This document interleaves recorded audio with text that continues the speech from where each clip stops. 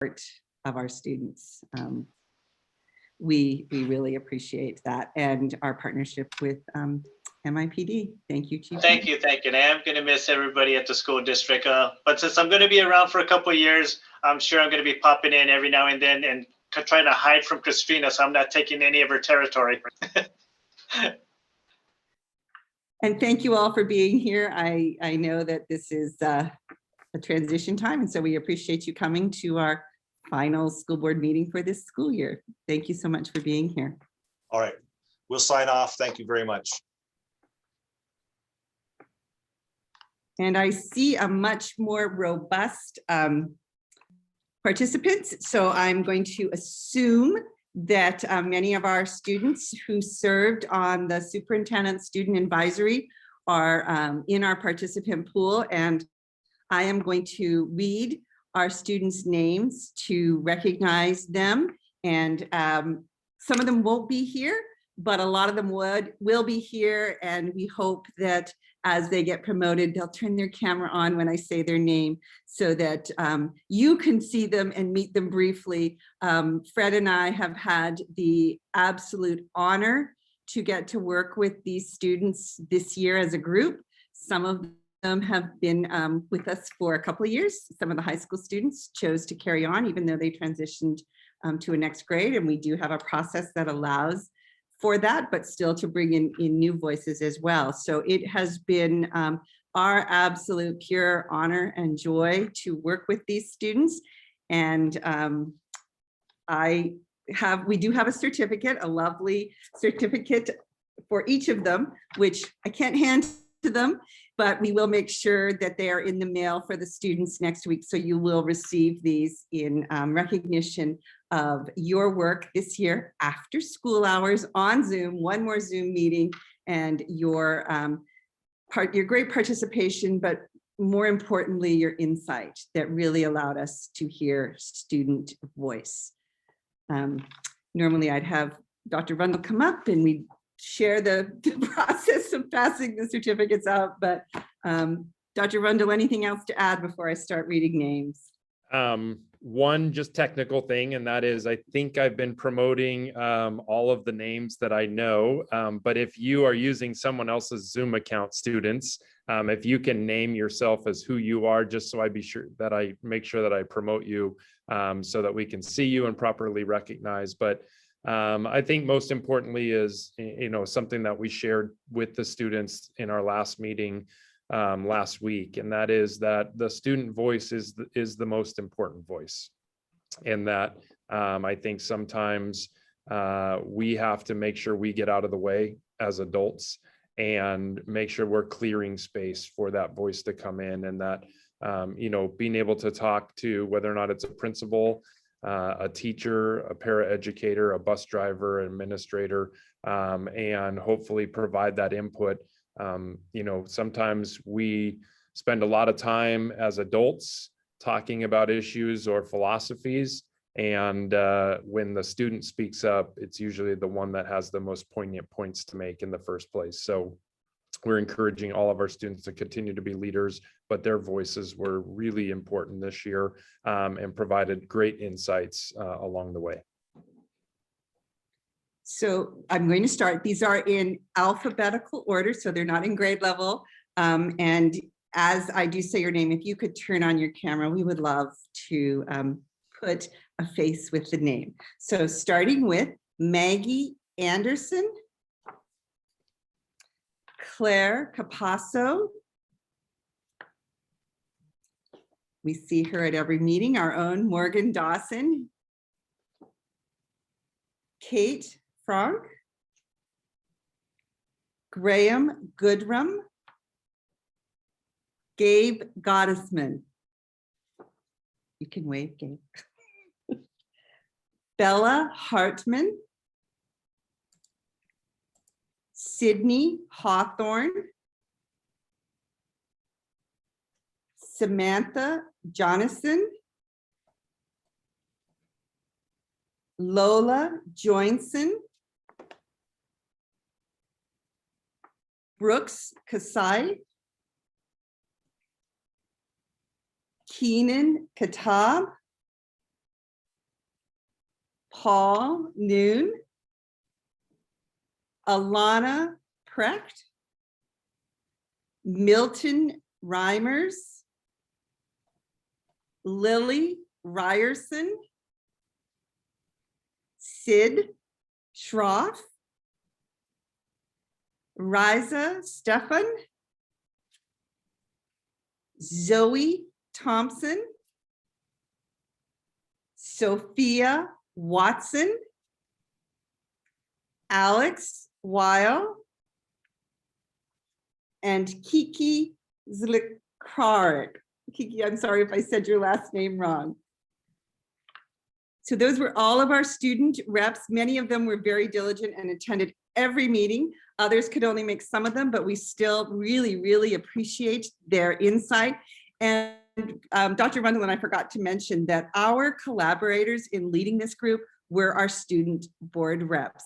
Morgan and Paul did a great job in guiding the students through what they needed to be able to report to you. So we actually changed the schedule a little bit this year so that they would have a meeting with the student reps prior to this meeting, so they would then be able to really give you student input and insight to what the students had shared with them. So Morgan or Paul, anything you want to add to our work this year with the Superintendent Student Advisory? I had a fun time getting to know the students and getting to hear like everything, because I mean, obviously I don't spend a ton of time at all the schools, but then obviously with COVID as well, it's like there's a disconnect. But getting to speak to them all was fun. Yeah, for me as well. This was always the meeting that I looked forward to the most. With so many Zooms, it was always so fun to see just all these kids and get to hear what was going on at the other schools. It was just always a highlight. So a good year for sure. So thank you again to all of our students who served on the Superintendent Advisory. I know many of you are, our fifth graders, for example, are passing into the next grade level, as are some of our eighth graders. And so we hope that you'll continue in this leadership role and really elevate student voice, because it is essential. But I do need to recognize one more student before we leave our student recognition for tonight. This is our last meeting with Paul. We have got to watch Paul grow over the last 2 years as first our junior rep. And we were mostly in person, but Paul and I have talked about when we flipped during his first year and went to remote and Zoom and all of the changes that brought. And for now, as a senior, he has done a fabulous job in representing students in this very unique setting. I am so proud of the work that he has done these past 2 years. His work in working with legislators and presenting that student voice has just been phenomenal. He's got to work this first year with the senior rep and learn and grow from that, and then has helped, I think, Morgan and mentored her as the senior rep. So Paul, we are going to miss you. I do need you all to know that Paul and I have met in person a couple of times, and my first comment was, oh my gosh, you've grown, because I swear he's grown at least a head taller than he was when he first started as our student rep, but he's grown physically as well as emotionally. And he is an adult now who's going off to Georgetown. And I'm really excited for him in his next chapter. And so perhaps he can share with us a little bit about his next move as he moves away from his work as a student rep and, of course, Mercer Island High School. Thank you for that introduction. That was very nice. I mean, yeah, I guess I had a little thing written on our student report, but yeah, so I'll be going to Georgetown next year and studying in their School of Foreign Service. I'm not sure what I'm going to do yet, but definitely I think my work as a student representative has influenced the way I think, but then also just kind of my interests. And like, I definitely know that no matter what I do, like public service is something that will be on the forefront. So I'll keep you guys posted. I'll stay in touch. Thank you, Paul. We are excited for you. Just so you know, in my family, we do tend to say, because we have some East Coasters now, but West is best. So we know you'll be back here to the West Coast when your work is done over there on the East Coast. So wonderful certificate for Paul again. I wish we were all in person to be able to congratulate him. Do any of the board directors have anything they would like to Yeah, say? I just wanted to say it's been a pleasure working with you. You're always remarkably well informed, and your perspectives have been really helpful to us, I think, to hear, especially throughout this last year. And I'm sure you did not notice, but we were all cheering extra loud for you when you walked across the stage at graduation. We were like, oh, it's like one of ours, you know? So congratulations and best of luck with everything you do. Thank you. I'll jump in there and say, Paul, it's been an honor to work with you and our legislative work and our trips to Capitol Hill. You've been absolutely amazing. You've impressed our representatives and our senator. And I really appreciate all the work that you've done, as well as all of our student representatives that are here. This is above and beyond what you do in your academic careers, and to step forward in this way to represent your classmates and your student body is something really impressive. And so I just want to commend you all and thank you all for this service because it is so important. So I cannot express enough gratitude for sharing your expertise and experience with us.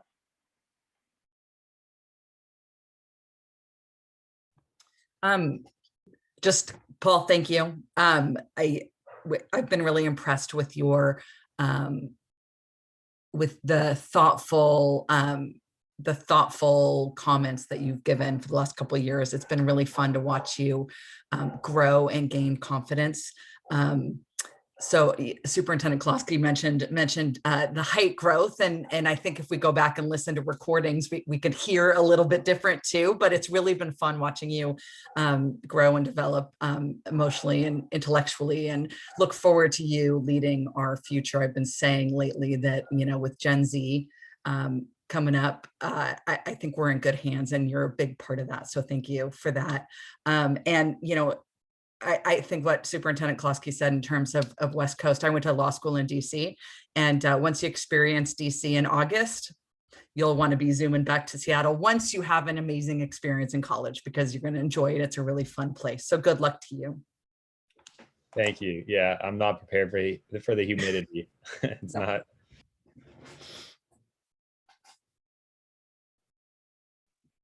Any others?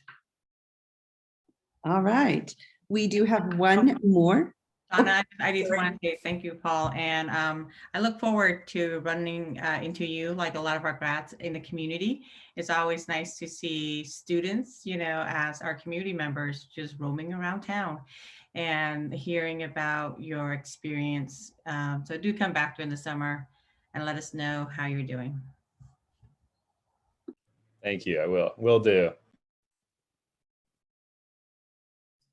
Director D'Souza, anything? Sure, I will just say several of our student reps graduate out now. It's always bittersweet as well as very congratulatory. I'll just say a quick thank you to everything students and you have done, Paul, with our students. I know enough to never follow students in speech, so I will keep quiet now and just respect you, and let me know if there's any campaign team I can ever join of yours. I think you'll be awesome at whatever you do next. Cheers. Yeah, thank you. All right, we do have one more item on our celebration recognition, and that is to introduce to the board the recommendation for principal for West Mercer Elementary effective July 1, 2021. And we have Megan Isaacson here with us. She's outside. Hopefully it's cool there. I know we're all trying to find a cooler place tonight for this recognition.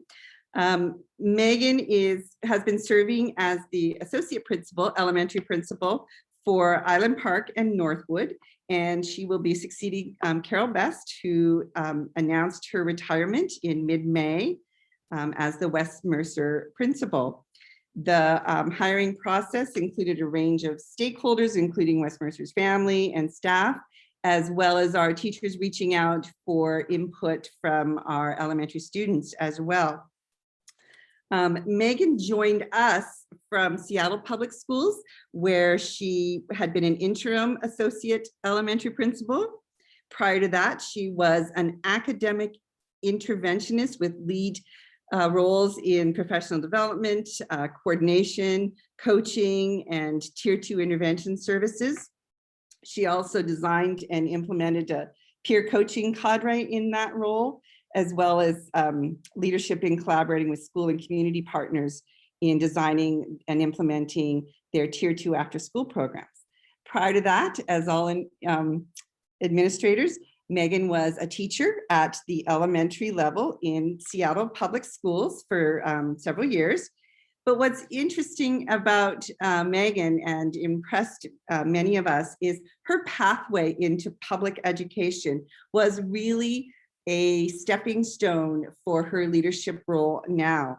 Megan served with the Puget Sound ESD as a coordinator for expanded learning for the Federal Way Public Schools, but that was a role prior to moving as an educator. She also served as a programs manager with the Refugee Women's Alliance, and also at University of Washington in their summer youth program as well, designing and instruction, being an instructor in the community building experiential learning curriculum for elementary students. She was a site coordinator, again, out of Tacoma with the ESD there. She also had experience in a different state, that's okay, in California, where she worked with AmeriCorps as a coordinator, again, within the school system, but working as a different entity. And also for the Jewish Community Center as a program coordinator, also in the San Francisco region. It's an interesting story when Megan tells her pathway, what really led her into the passion of coming into public education, starting in kind of the nonprofit world and realizing that her skills would be much better served as a leader in K-12 education. So Megan's is on the consent agenda for our personnel report, and we are glad to have her here to celebrate her transition to West Mercer Elementary. Megan, did you have anything that you wanted to add? I was trying to get everything in there. You've got so much jam-packed in your work. Thanks, Donna. I appreciate the introduction, and I am seeking a cooler refuge in the outdoors, so I'm sorry if you hear dogs or planes or things like that. No, I'm just really looking forward to joining the West Mercer community. I know I haven't been on Mercer Island long, but this past year has been really tremendous in the relationships and collaboration that I've been able to build across the system. I think a silver lining that we had with Zoom was being able to connect across buildings. So I feel fortunate to have already worked with a number of West Mercer staff, and I'm looking forward to moving over there and continuing to build relationships with students and the community, and have a chance to get to know people. So just appreciate the opportunity, and I'm excited to join the Wolf Pack.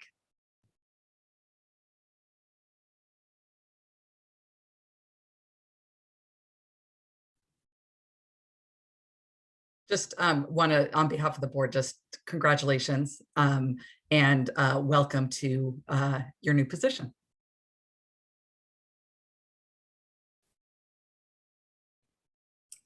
We also have, I apologize, it was in my notes and I had too many papers to go through here, but I'm going to give Paul the honor of introducing not necessarily his replacement, but he and Morgan worked with the board president and Dr. Rundle in the process for selecting our junior representative for next year. So Paul, would you like to introduce him? We can put a face to the name. He officially gets sworn in September, but I haven't met him in person yet, so I would at least like to see his face and say hello. So Paul, take it away. The man, the myth, the legend, my replacement, Andrew Howison. Will be the junior student representative next year. He wowed us in his interviews, and I'm excited to see what he does. Morgan, anything to add?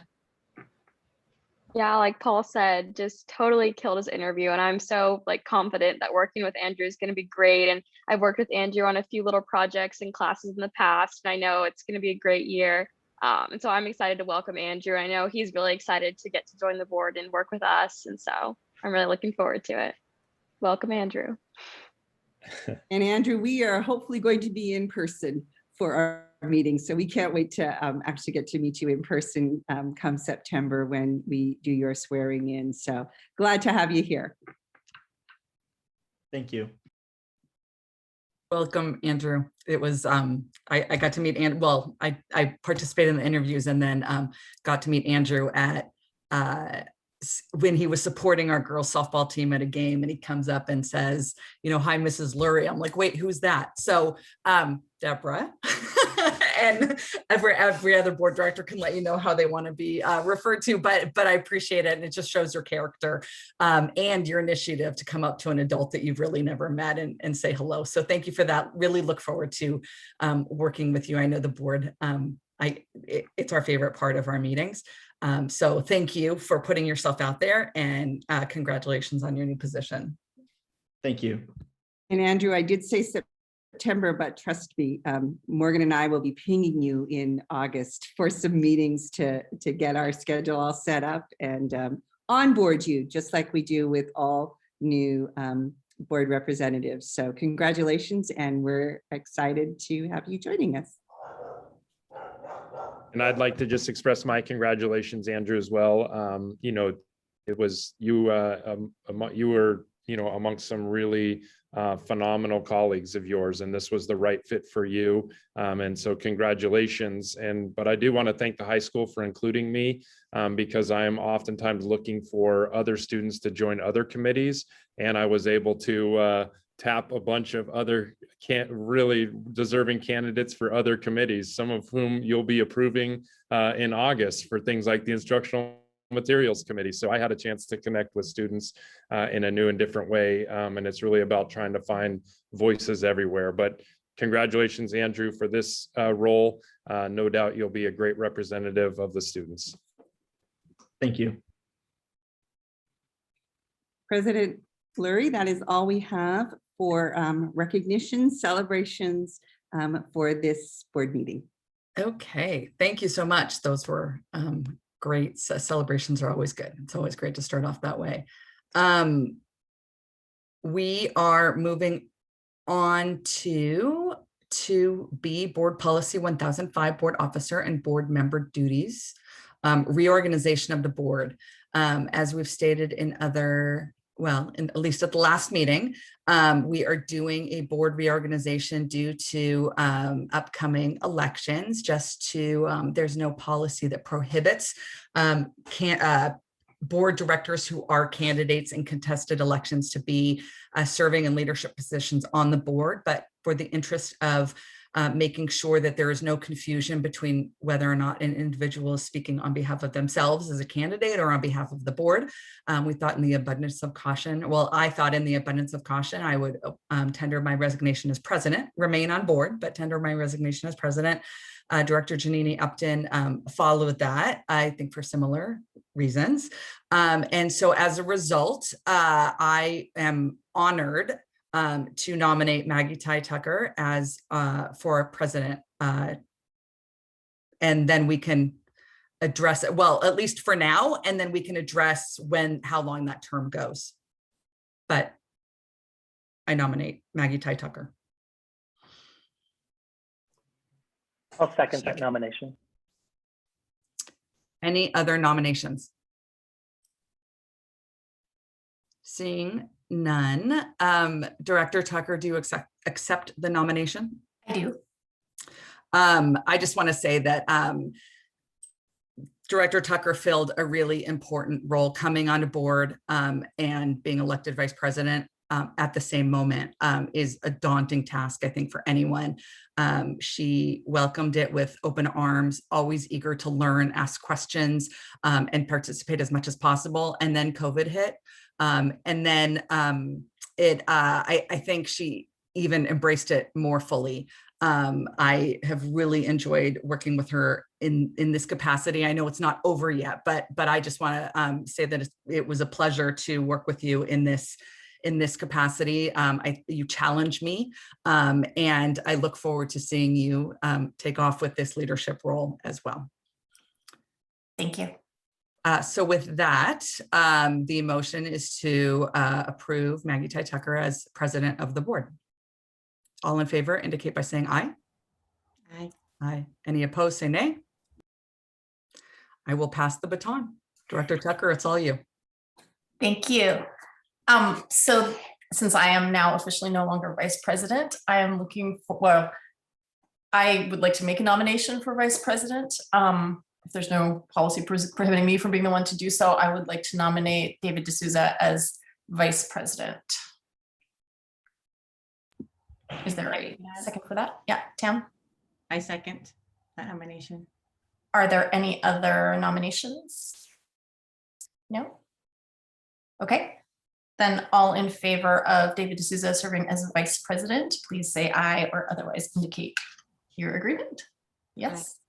By a vote of 5-0, we now have a new board vice president. So I'm passing that baton. And we're going to assume that David accepts. Oh, sorry, do you accept? I know there's a nod there. Yeah. That's fine. I did nod. Yeah. Yes, thank you. We are, if we had really organized this, we could have, physically handed something from window to window. We are going to need nominations for a legislative representative, since Brian is stepping down from that post, as Dr. Lurie mentioned. So I would like to nominate Tam Din for a legislative representative. Is there a second? I will second that. Okay. Are there any other nominations? Oh, sorry, Tam, do you accept the nomination? I won't probably do as a good job as Brian, but I will try and will accept it. Thank you. Okay, all in favor of Director Din as legislative representative, say aye or otherwise indicate your agreement. All opposed? Okay, that is by a vote of 5-0. We now have a new legislative representative. Thank you. Okay, there's no other reorganization tasks that I can think of. So moving on to public input. And I don't know, I don't actually have the, yeah, sorry, Deborah. Wait, you're on mute. Sorry, I normally have two screens up and I don't today. Donnie, we have two individuals for public input. I'm sorry, I'm just having trouble with there we go. No,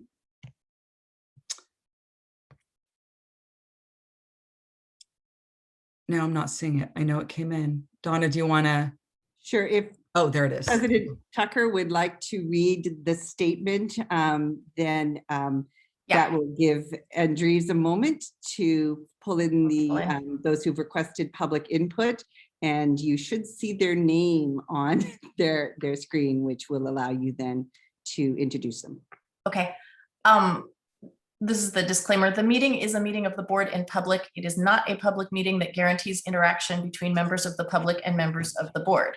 If you would like to address the board on a particular issue, please complete the form attached below, which is on board docs, and submit to the board secretary by emailing the completed form at least 60 minutes prior to the meeting. When addressing the board at the meeting, please limit your remarks to not more than 3 minutes. Appoint a spokesperson if the concern is a group concern, and if desired, provide written documentation to the board secretary. Public comments that name or otherwise identify a district student are not permitted without permission of that student's parent or legal guardian.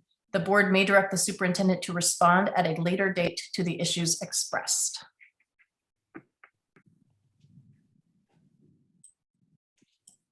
Okay, Justin Chan is our first public input giver. Hello, everyone. I appreciate the opportunity to address the board and the school district administrators today. Much has been said today in this morning's meeting about the proposed changes to the HiCap program. You heard from the district leadership team and 2 consultants hired to promote inclusive learning. I'm here today to offer the boots on the ground perspective of a parent who currently has 2 children enrolled and thriving in the program. I disagree with the way you throw around the terms equitable and inclusive, implying that somehow students in our Gen Ed program are somehow excluded or get a lower quality of education. The truth is that the primary difference of HiCap versus Gen Ed is that of program rigor, not one of program quality. It is a tremendous insult to Gen Ed teachers and students to imply that their education is inferior and that they must somehow aspire to receive HiCap instruction in order to achieve equality. The reality is that students in HiCap classes simply need to be taught at an accelerated pace or they will not thrive. And in order for that to happen, the HiCap teacher needs to set a particular pace of instruction and the class follows. The moment you eliminate the separate classrooms in the inclusive model, what happens to that pace? One teacher cannot be expected to personalize individual rates of learning for 20 children. The pace will simply be reduced to accommodate students who may not be suited for additional rigor, resulting in the de facto elimination of advanced learning. The district has shown us PowerPoints outlining its program and brought in 2 consultants, one of which is the CEO of an inclusive education company, biased to promote a particular agenda. Yet, how about the opinions of the actual parents and students in the program that would be affected? That's a big fat zero. I had to wait until there was a meeting with actual public input to get in my 3 minutes. There is a petition circulated in the Mercer Island community that has over 400 signatures opposing the proposed changes to the HiCap program. And there hasn't been a single acknowledgement of that petition by the board or the district. There are 400 actual people who are directly on the front lines affected by your proposal. I urge you to live up to your pledges of community engagement, and in doing so, hope that you realize how destructive to advanced education your proposal is. Thank you for your time.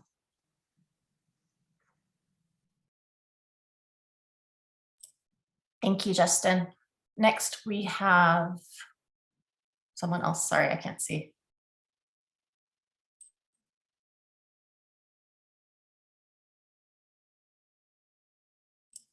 Next, we have Lisa Lackland. Welcome, Lisa.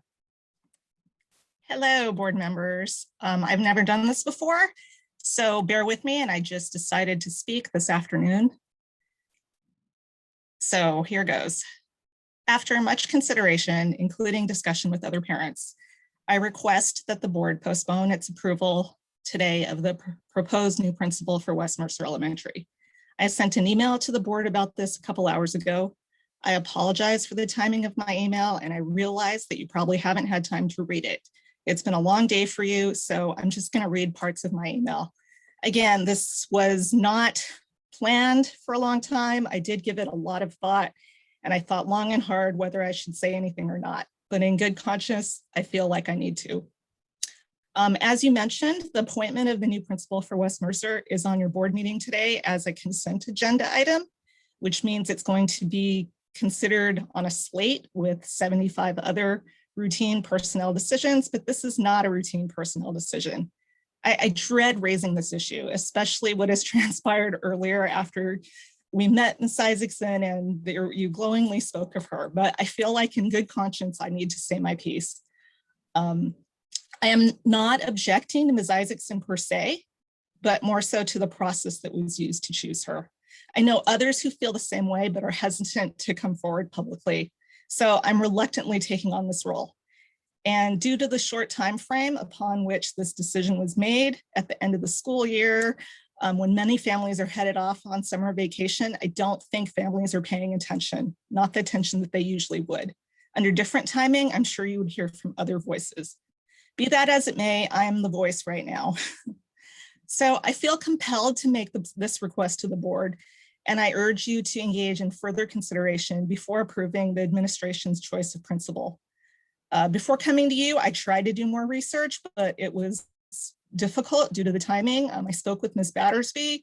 I did a public records request, but she told me that it would take longer to respond. Anyway, my time is running short, so I'll skip to some bullet points. I think that you should delay approval because of the hasty hiring process. Again, this is not about Ms. Isaacson personally. I've heard some positive things about her, and I hope those are all true.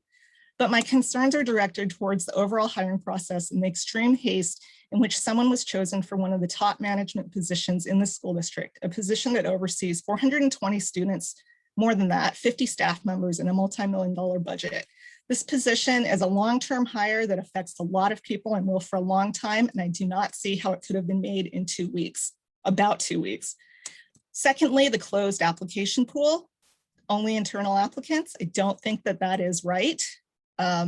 We may have qualified internal applicants, but how will we ever know unless we open up the hiring process? I don't think that continuity should trump everything, and there is not much continuity here anyway, given her limited experience in the district. I could go on, but I see that my time is up. I'm happy to continue if you'd like me to. And I, again, apologize for the timing of this. We have received your letter. Thank you, Lisa. That's it for public input. We are moving on to Superintendent Report. We have just a brief report tonight. We wanted to bring you up to where we are with our summer school. It starts on Monday, as you all are aware. Last Monday, the 21st, was our final student day, and Learning Services, along with a team of educators, has been working diligently to prepare for summer school that is really going to be substantially different this year based on the ESSER dollars that we received and the amount of students and families who have expressed interest. So Fred and Jamie are here to give you just a quick update on numbers and schedules for both our elementary and our high school summer school. Thank you, Superintendent Kolaski. I'll start off with the elementary summer school model this year. As a reminder, we are offering for the first time an afternoon session to accompany our morning session. And so the morning session will be our focus on English language arts and math. This year, we have record numbers of students accessing our summer services. I hesitate to give you an exact number because they change every day as we try to work as many students in as we possibly can. Each of our classes, we try to keep around 15 students to one teacher. And then we also try to add in some great support from our paraprofessional teams into the classrooms as well, just to provide as much resource and opportunity as possible. We also have on staff this year 3 new positions. One is a learning support specialist. Kay Walker has been down at at West Mercer for several years. She'll be joining the team to provide intervention. And then we've also brought on board 2 YFS counselors. As part of our recovery planning and thinking about what students might need. We'll have 2 YFS counselors supporting students both inside the school day of summer school, and then they will also be able to support students who may not stay for the afternoon or at other times, and feel very grateful to have that resource involved as well. We'll be serving some students. We have roughly, I believe, 30 to 40 students who will be staying throughout the day, and they will stay for lunch and then have an afternoon enrichment experience along with social emotional learning through things like Lego robotics, as well as physical education, art, and other options. Part of the benefit of this is we can also continue to work on our our approach and our belief in inclusion and bringing in some of our English, or excuse me, our extended school year students, or ESY. And so we'll be partnering students together to enrich the experience even more.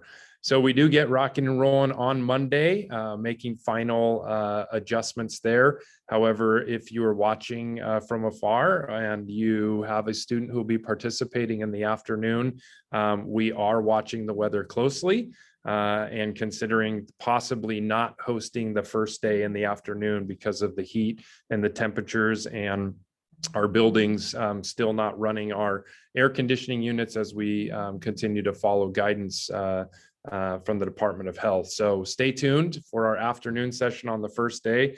I did not imagine I'd be having that conversation when I moved to the Pacific Northwest and left this in Colorado. Nonetheless, we also have some middle school options. We do have 5th graders going to 6th grade who do participate in our elementary option. We also have 8th graders going to 9th grade who participate in the high school option. The demand continues to not be great at the middle level, but we have had teachers put together asynchronous opportunities that we'll be pushing out or have been pushed out to families for the summer. So we're excited, record numbers. It's going to be a great opportunity for our students to work on things. We're not using health attestations any longer. And so we're being able to sunset some of the things that were in play and also start to work on some new protocols that we have not necessarily had in our elementary, such as lunch. I am looking forward to a great start and have had a tremendous group supporting this: administrators, teachers, paraprofessionals. So with that, Jamie, high school. High school continues to have record numbers as we did last year. If you recall, last year I shared that we almost doubled our enrollment in summer school for high school. The numbers did not double this year. We are holding steady at about what we were last year. We have about 305 students taking about 400 courses, with a significant majority of those not being asynchronous online courses. Historically, we've had students enrolling in many web courses with the flexibility to engage, whenever and wherever they were. This year, we have the vast majority of our students enrolled where they can connect with the teacher either on site, in person, or via Zoom directly with the teacher. And so I think that's just an interesting point to note. Following a pandemic year where there was much time spent on computer screens, although some students will still be on the screens, they really want to interface with teachers and with staff. And so fortunately, we have a robust, wonderful team of high school teachers led by Carly Tallman and Kristen Britnall, and then Patrick Rigby, Josu Ha, Caitlin Motter, Dino Anist. I'm forgetting somebody, and I'm so sorry. Off the top of my head, but we have a wonderful crew. Summer school for high school actually started this week. No rest for the weary. They got rocking and rolling on Tuesday. So they're up and running, and they will run through the end of July for their actual classes. And then they've got continued work through the month of August, due on the first day of school. So we're excited to continue to offer services. Obviously, there's lots of kids who still want lots of connections and courses, and we're thankful that we're able to provide it. Any questions on our summer programming? Director Din, I think I see your hand. Yes, thank you, Fred and Jamie. I love that we're able to expand our summer services to more elementary students, and also the type of like synchronous learning, Jamie, at the high school level. So it's really great that we're able to do this. And I wonder, as you're meeting the students, if cost is a concern, and if it is, how do we address those financial concerns? So this year, one of the commitments we made using some of the ESSER funds was to make sure that cost would not be a barrier for any student. It never is, and we always promote that, but we always wonder if it might be, because we have had a model in the past where it has been more fee-based. But this year, any student taking summer school or taking advantage of summer school based on our recommendations as a school district from a teacher or other it is free this year for those students. And then students in the high school who are taking classes for credit recovery or to keep on pace for graduation, it's also free for those students. So the only fee base are those elective choices that students are making. However, any student who qualifies for free and reduced lunch does have either tuition waived or reduced as well. And so we work with families individually on that just to make sure that economics doesn't inhibit someone's ability to get the extra support they need to stay on track. And just to clarify, Director Jin, those are what have been labeled as the ESSER $2. There's three ESSER funding that are coming. ESSER 1's already passed. ESSER 2 had some specific things, including things like summer school and that summertime recovery built into them. And just want to remind everyone, those are one-time dollars, one-time federal dollars.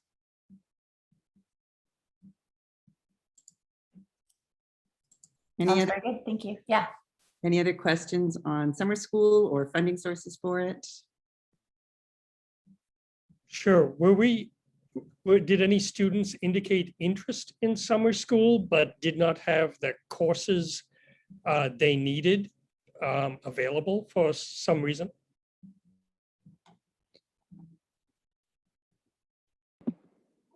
Are you specifically targeting high school, elementary, middle?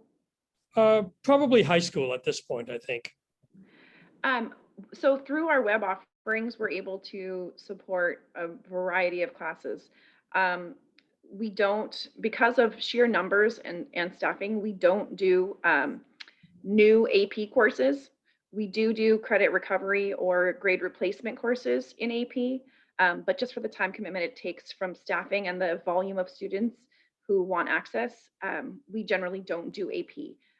For the most part, students who initially indicated that they wanted to take those courses are able to find other courses that meet different grad requirements if they are really trying to get credits out of the way during summer. And so they are able to find something. But that would be the one thing I would say we don't do is a robust AP offering. It's really for grade replacement or grade recovery.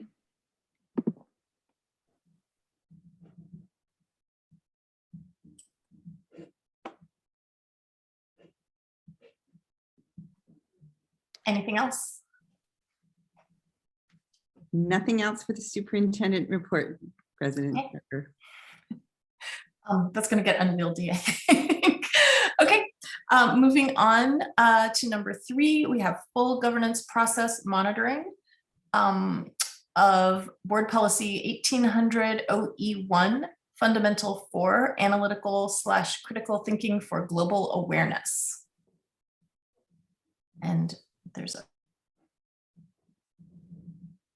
So just to remind the board, this is the very first monitoring of this new fundamental, so to speak. It was the work the board did in taking what were previously fundamental 4, 5, and 6 and really pulling out the things that were most valued, what were the most salient pieces to that, and rewriting the fundamental to state engage students in analytical and critical thinking in order to identify and address global concerns. We spent some time also going through with you what some of the monitoring indicators might be. And so again, this is our very first look at this. Some of the monitorings are ones that we did use previously in what were labeled as 4, 5, and 6, and some are some new pieces. So that being said, I am going to turn it over to Fred and Learning Services and our principals for our very first presentation of what I'm labeling analytical and critical thinking. Great. Thank you, Superintendent Kolaski. Just a quick nuts and bolts piece. Andrews, when I'm trying to promote Jamie Cook, it keeps declining, and I wonder if there's a glitch there. Can you see if you can't go through Google Chat with Jamie and see if we can get him promoted to panelist while I get started?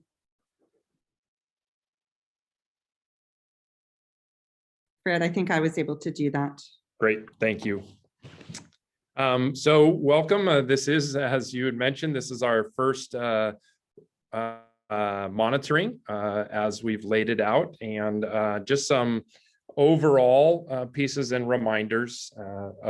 A component of this is the EES survey. And so without those results, obviously, we don't have new information and new data points to share with you, but we did leave up the historical data points. Next year, we will certainly have those back in the mix for the board to review.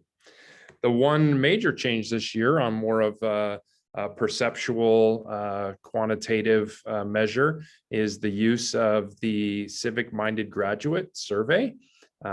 This survey, as I had brought forward along with others from the team, has generally been used in higher ed, but I think that there's usefulness and applicability to our students. Because it's mainly used in higher ed and not much in high schools. In fact, I haven't been able to find any examples of it. I don't have any comparison data year over year where we could compare ourselves to other districts. And so we'll have to do our own comparisons as we move forward. But I did put in our scores. It's on a 1 through 6 Likert scale. And Andrews, if you'll go scroll down a bit past the EES data a little further. There we go.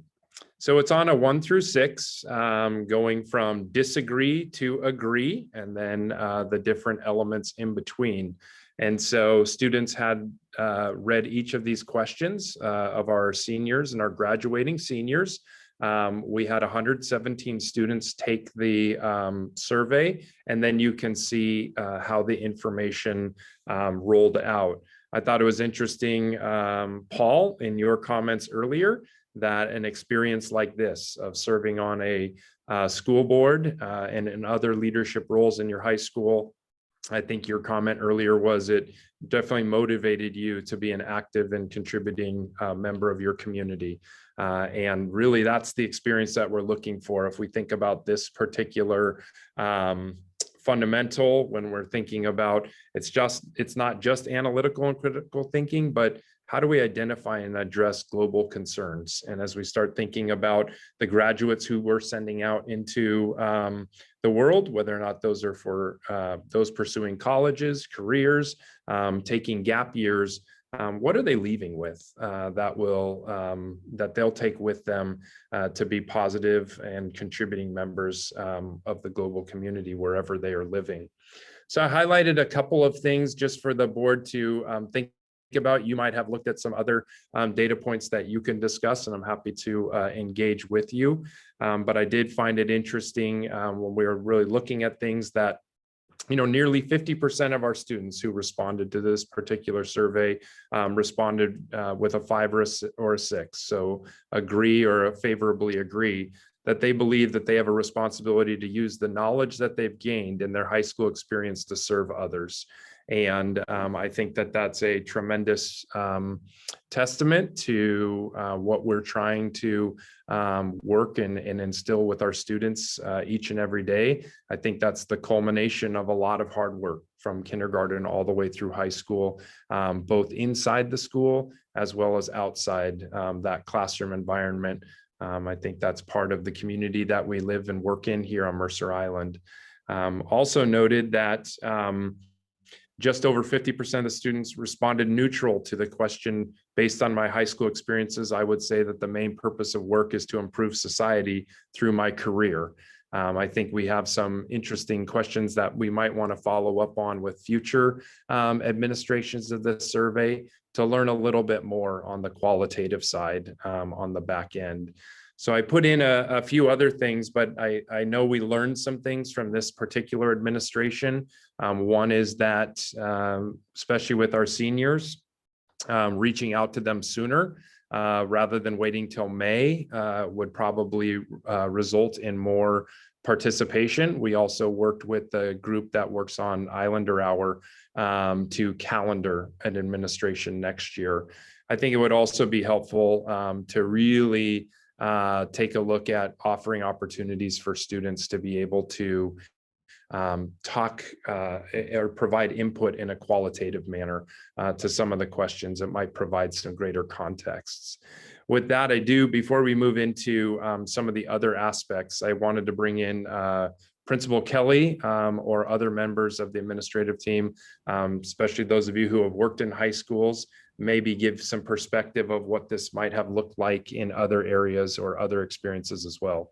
So Principal Kelly or others? Thanks, Fred. And it was nice to meet all the members of the board of directors at commencement a couple of weeks ago for the first time. A real quick summary as I looked through some things. I thought some real assets that we had were first, the students viewed themselves as creative, that they followed the news, that they felt that they were given opportunities to engage with the community and to solve problems with the community. And then I think we have a real problem of practice when you look at the data, and that is how well does it translate into the content-based classroom? So I think our challenge for our school is going to be find ways to connect the content to patterns of thought, to also solving and addressing real world problems. We already had established 4 professional learning communities, 3 of which directly impact this. So all of our staff will be engaged in those PLCs this year.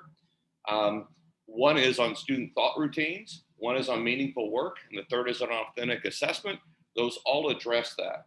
And then I also saw a personal challenge, which is finding ways to allow a greater number of students voice in decisions that we make at school, and want to take that on in the next year. So thank you, Fred. You bet. So let me pause there. And this is the first administration that we've ever done with the CMG scale.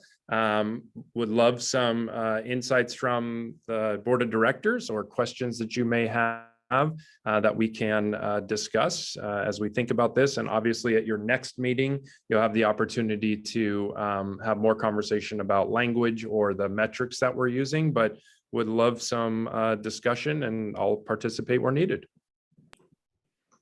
I'm just curious to know a little bit more about how it is, how this assessment is given. Is it like on a computer? Is it on paper? How long does it take? You mentioned they were talking about scheduling it during Islander hour. Can it all be completed within one meeting?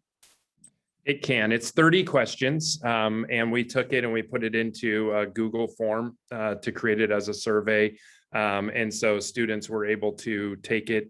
We sent it out to them through several different means and discussed it in an Islander hour in May, but they could take it asynchronously on their own time if they so choose, or they could have used the provided time. I think what we'll do next time is really make it dedicated time during Islander hour. There is plenty of time to complete it, but they would have opportunities to go back and fill in more if they had more of a narrative response to go along with their quantitative answer with the Likert scale. Great, thank you.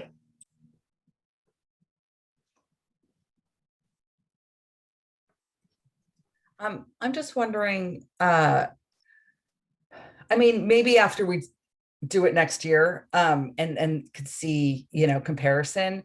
I'm just wondering, especially with graduating seniors, or, they kind of going down the row and checking the middle box. And I'm just wondering if there's just to ensure that they're really thoughtful answers. And obviously we can't make them, but I'm just wondering if, you mentioned the metrics, and I assume that this is the way the survey is done in terms of the 1, 2, 3, 4, and 5, 6. And just, I guess my concern is going from 3 to 6 is that's just a really broad spectrum of responses. So again, I'm just kind of talking out loud, and maybe if we see the answers next year, it'll kind of solidify. But I'm just wondering if there's a different scale that might just kind of make feelings a little bit clearer than this. And to your point, Director Larry, one of the things we learned pre-pandemic through our student advisory was it was a big aha for the students when Dr. Rundle and I shared with them as a group the EES survey, that we really do use that and take those responses to guide our work. So as Dr. Brendan was going through this, I was thinking of conversations with our students rep, particularly our senior student rep for next year, Morgan, about how do we really let our seniors know that this really is taken as a very important survey, because we do look at it and we do use these results to guide our practice. I think that that is something that we're going to really need to help educate our students in. I know they take a lot of surveys and we are always reluctant to add more, but kind of letting them know this is what we use these results for, I think creates some space for them to really apply and think about it as they go through it. Donna, one of the things I don't think the survey does capture with the civics is our students with disabilities in the personalized learning classes, as well as the adult transition. The high school has an amazing peer mentor program that is inclusive of all of our students, and it's been going on for years. We even have peer mentors who have volunteered to work this summer, and all we had to do is put the call out. So we do have an amazing high school student body that is living that mission now. And our teachers, you know, they do personalized learning throughout, and you know, they really are, especially for our students who stick around more than 4 years at the high school, are really learning those job skills in civics and being able to self-advocate for themselves. And our hope is, and our post-school survey does show that our students in Mercer Island with disabilities are able to get jobs that pay minimum wage or above, and are able to work at least 20 hours a week. So we're very proud of that outcome for all of our students. Another aspect of the report that we had proposed and as far as metrics was to do an analysis of some current courses that we're offering in our high school. And then it was also suggested that we add middle school, which will come up in years 2 and 3. But this year we really looked at civics, horticulture, and advanced algebra with financial applications. We chose these for a couple of different reasons. One is that obviously the civics and the citizenry with the global nature of this was important. Horticulture through CTE and having a lot of the applied application of thinking, and then our advanced algebra with financial applications being a brand new course that we started. And so I want to bring in Jamie Cook, who is an instructional coach at the high school, and Lori Schwartzberg, who is a math teacher at the high school, who actually worked and shepherded along the advanced algebra with financial applications this year. To just talk a little bit about these courses, you can see the write-up that they did and that Brian Hampsh and Jamie Cook put together. And as we really started to look at this, but I wanted them just to be able to highlight some key components. So I think Jamie Cook, I think you were going to go first. Yeah, thanks, Fred. For everyone that doesn't know me, I'm a long-term science teacher. I've taught CCR with biotechnology course I developed. And this year, I'm an instructional coach. So I had the opportunity to see a lot of classes this year, including the courses, the first two courses I'm going to talk about. Actually, I've seen all three. I'll talk about civics first. Jamie Robertson is the teacher, and I got to see this year him having some really good discussions, especially with this past year, and a lot of issues to discuss and talk about. That brought up a lot of good thinking, analytical thinking, problem solving, and then also having to kind of think from a different perspective, from a global view. In fact, I'll talk a little bit about some of the actual activities that he's done. So in this course, there's a large focus on constitutional issues as well as policies. He engages the students by having them actually role play and take on different perspectives and think from them, thinking about the pros and cons within the issues they discuss. One thing that Jamie brought up was U.S. immigration policy debate that he did in this class. And the students really had two guiding questions to discuss, and that is, what should the US immigration policy be? And then of course you'd have to have justifications of that. And then what drives people from other countries to move here? So kind of some of the things relating to global view of the United States. And in this debate, I'm not reading through here just to remember what all he had to say. But they did actually have to think about, okay, how US policy, and they had to discuss how it affects other nations. And so not just thinking about the United States and how it affects them, but think more globally and broaden their perspective. And they had to also indicate with their proposed policies, they had brought up these policies and had a debate about them. They had to indicate also some possible challenges or resistance that there might be to that policy they had. So they had to really critically think, not just what they think is best for the United States, but how it affects others and how it may be viewed. Another thing that he does in his class is international trade in a globalized world. This is impacting the economic change. And so in this one, the two guiding questions is, what should the trade policy be in the United States? And again, thinking more globally, how will this affect other countries and their citizens? And so in this case, they had to really kind of actually look into, and there's actually these fictional characters from different regions, from Brazil, China, India, Pakistan, South Africa, and Southern Australia, all having different also roles and jobs. And so they had to read through these fictional characters, but based on factual information from these different regions, and think about what would benefit or not benefit each of these regions and these individuals and their specific jobs. And they had to understand how the US trade policy would affect not only the United States, but also these other countries, and to justify their statements they made in terms of what should be done.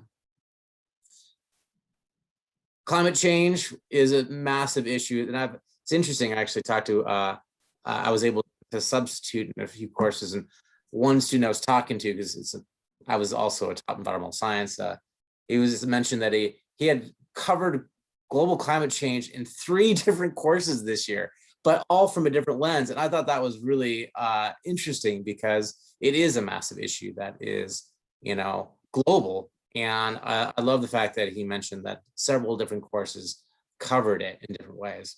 That's just a side note. But anyway, in the civics course, there's a large agreement, a global agreement they're trying to reach, which is very difficult. So you have a lot of different perspectives. The guiding questions can tell you a little bit more about what they explored. So what countries are most responsible for global climate change? Which countries are most vulnerable? What is the responsibility of the United States and other countries, and how they might be able to help other countries? And then a bigger one, which is like, should a global or a local carbon tax be implemented? And this one, they had to role play as different stakeholders from different regions, and discuss different pros and cons from the different perspectives. And they had the role of a group director, a scientific expert, political expert, and an economics expert. And so again, by looking at these different views from different regions and their concerns, they tackled this agreement and what should be done globally. On to horticulture. Horticulture is a CCR course. It means College and Career Readiness. It's the same as CTE. It's just what we use at our high school to really emphasize that it's not just careers, but it's also to be ready outside of the school in college as well.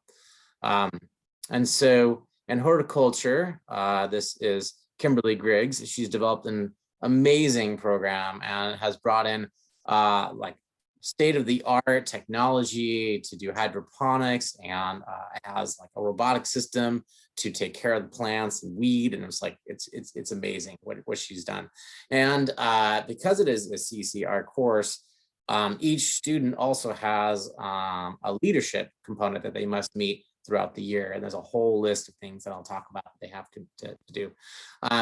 She mentioned this class has kind of two basic topics that guide the course, and that is science and math, as well as business. And so the students really learn how to put on the business cap, and all right, if you're going to make some of these like plants, including the ones that you can eat, as well as, you know, more like flowers, how are you going to sell it to the community, and how are you going to get involved in the community? And so we'll talk a little bit about that.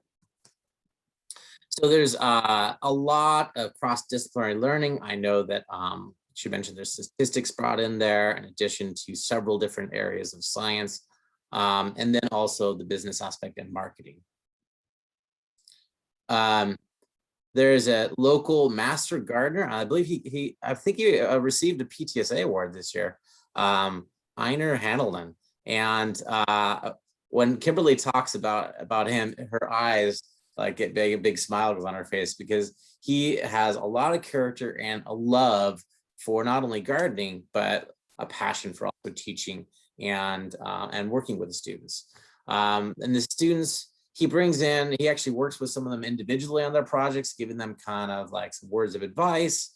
He invites them over to his own garden, and he's donated also some plants to the greenhouse for them to be able to grow, cultivate, and sell. And so he's highly involved in the course. I think Kimberly said that he gives like out his contact information to all the students, and he's always available to be able to kind of give his insight for possible problems that might be happening, and he can kind of lead them through that problem solving aspect. And by looking and coming to his own garden to kind of see what a master garden actually looks like, and some of the specific things he does to take care of different species. The students are mentors, so they have an advanced horticulture, and these students are highly involved in the regular horticulture, in teaching the course, taking care of the greenhouse, and really working with the students on some of the basic skills like preparing your soil, taking care of your plants, helping problem solve, kind of like what Einer does as well. And so it's a great opportunity for students to take on that mentor hat and that leadership component, and work directly with not only with the teacher, but also with the students in the course. And employability project and professional learning. I kind of talked about the professional leadership component. I saw the list, lots of opportunities for students to be able to meet this leadership component. I love it.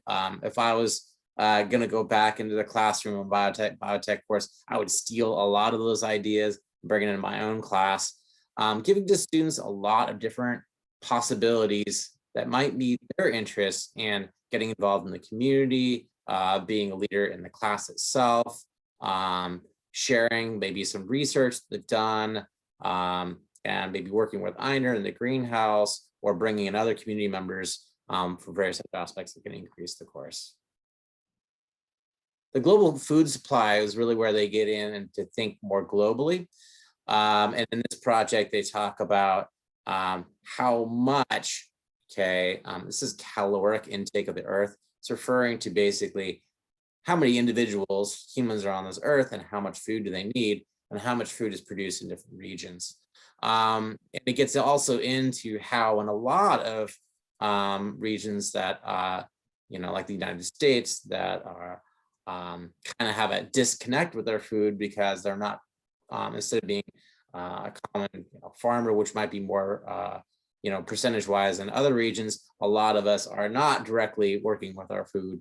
We don't know necessarily where it comes from, that process and importance. And so there's a large focus on, how much food in different regions are produced, how much are needed in that area, how much could be distributed, why isn't it all getting distributed, where are there some individual or in areas where there is a lack of food, and how does that affect those regions and what should be done. The insect unit I like because it talks also kind of like how you have a disconnect with food, why insects are so important within food production as pollinators. And I thought that was kind of an interesting perspective, because it also talks about what would happen without those insects, the global food supply, and especially when you talk about like the bee population and the colony collapse, and how that was really concerning with our food production. I've talked quite a bit about civics and horticulture, two courses that I love and two teachers that I know very well. I'm going to pass it on to Lori Schwartzberg to talk about her new course, Advanced Algebra with Financial Applications. Thank you, Jamie. And whenever I hear Jamie speak about these courses, and we had a discussion about these courses, it always makes me want to take these courses because they sound so interesting. But I get to teach math. So, I mean, what's better than that, right? So this is a course that was, wait, I have to say one more thing. I taught both Morgan and Paul, and board, you have had two awesome students on the board this year. So hi, Morgan. Paul's already turned off his camera. He's like, I'm out of here. Oh, hi. So this course is called Advanced Algebra with Financial Applications. It was our first year of having this course at Mercer Island High School, which is not the best year to start out with a new course. But we powered through it, and really what this course is helping students become financially literate, helping them get that foundational relationship with money and finance, and to develop, allow students to have meaningful conversations with their families and with other adults about finance as they go off into the world. So all of the students that were in this class this year were seniors. This is not just an arithmetic course. This is an upper level math class, Algebra 2+. I had students in this class that were taking Algebra Pre-Calc and AFA, which is what we call this class, Advanced Algebra with Financial Applications. And I also had students that had completed AP Statistics, and this was their 4th year math course. So all of the topics that are listed, I think someone is scrolling here, but for example, banking service, investing, credit, employment, income tax, taxes.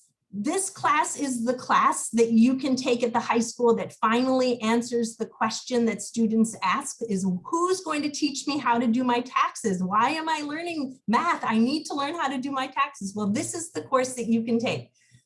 So everything in this class is a word problem. So there's a lot of critical thinking in this class. This is like a student's nightmare. Like every single problem is, every single math topic is a word problem. We start off the course with a students doing a research project called, that is based on a podcast called How I Built This. And students listen to the podcast. It's an interview format where founders of companies discuss their starting a company. And so we focus on finance vocabulary. We talk about just finance in general, and they give a presentation about, it could be the Away suitcase, it could be Stacy's pita chips, it could be Burt's Bees products, the Robin Hood investment, which was really important this year with, as we see meme stocks become super important in the stock market. So this was the start of our course. And then we had other projects that the students worked on, which, for example, for taxes, they learned how to do their taxes as tax season rolled around. And one person, they had a discussion with their parents about how each family organizes their taxes. How do you keep track of your receipts and your data that's coming in? And is everything digital, or do you have a file? What about medical expenses? All of these things that students, like, how does your family organize it? And we shared that so students could take away the process or the way that they think that would be helpful to them. But we had one student that asked, how do I avoid getting audited? And so the students did a project creating a meme on keeping kids or keeping someone from getting audited, and they were really funny, and they discussed like, don't make silly calculation errors. I can't remember them off the top of my head right now, but they were really great, and they shared with each other about those. We also did an independent living project. So this is talking about financing a home, renting a home, mortgages, mortgage points, calculating your mortgage payment. We also, the students did a research project on the cost of dollar per square foot to live in different cities. And they were surprised to see that dollars per square foot is as expensive to rent an apartment here in Seattle as it is in New York City. So that was a really interesting thing for them to discover. We did a discussion about minimum wage and what that means, like why are we promoting a $15 minimum? Why is the government or people promoting a $15 minimum wage? Who is the minimum wage intended for? Is it for the first-time worker, or is it for a family to be able to support themselves? So there was some nice, meaningful discussion about minimum wage. And we also did, so part of the Consumer Credit Union, we talked about identity theft, and particularly during the pandemic with all of us buying things online. The students did research about identity theft and the impact of identity theft and how to keep yourself safe from that. Going back to independent living, the two more things that I wanted to talk about. We talked about redlining and how that affected the wealth disparity in this country. And we looked all over the United States, but they were surprised to find that in the 1940s, deeds on Mercer Island were written to exclude anyone but Caucasians from buying property here. And that was a really interesting, like, awakening moment for students. But we did across the country, we looked at redlining and wealth disparity. And then our final project, we did a cross curriculum project where students thought back on what was most meaningful to them during the school year. Was it something that had to do with auto insurance and making claims on auto insurance? Or did it have to do with investing? Or did it have to do with credit cards?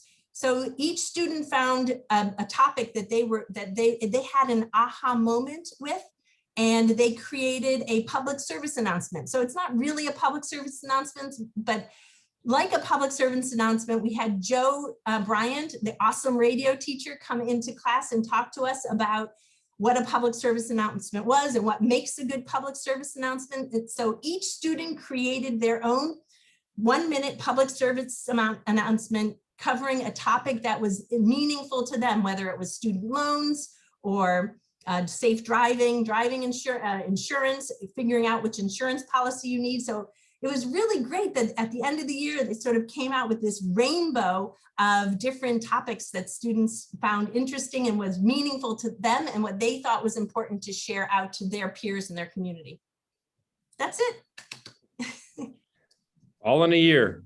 All in a year. Before we continue and ask questions from there, I did ask several members of the leadership team, in addition to Mr. Kelly, Principal Budges, I think Principal Hoffman's on the call, Associate Principal Isaacson, or Principal-elect at West Mercer, I should say. I would like to just invite their voices in to give perspectives from your schools, even though not part of the formal write-up tonight, just elements of things that you saw students or that you'd like to highlight about global thinking from our students, using analytical and critical thinking to address how they view the world and how they're thinking about it. So anything else anyone wants to offer? Well, Fred, this is David Hoffman, and good evening, everyone. Nice to be here. And my wonderful colleague, Megan, if you want to jump in after I'm finished, if I've forgotten anything. Obviously, in elementary school, we lay the foundation to many of these issues that you just heard at the high school. And so we kind of start creating the dots or the themes that they will later connect both in middle school and high school. And, starting in kindergarten with family and the neighborhood and community, we slowly build to the global view of things. So just some of the wonderful things that we did across the 4 schools this year was we had a huge Black Lives Matter initiative, weeks of teaching kids how to be an active participant in their communities, what it means to use their voice, and to also just begin to understand the human condition, really in a global sense of diversity and respecting all the peoples around the world. We, through our digital scholastic news, many of the issues, everything from Earth Day and climate change, the pandemic obviously is a global issue that we talked a lot about this year. And even just referring to what we just heard, our 5th grade classes, at least at Island Park, we also looked at restrictive covenants, both on Mercer Island, in the greater Seattle area, and the redlining, and that was generated from students. And so many of these issues, they will continue to learn about and expand their view and develop their voice about. And so I think we have a great springboard to what lies ahead of them in the next couple of years. Megan, did I forget anything?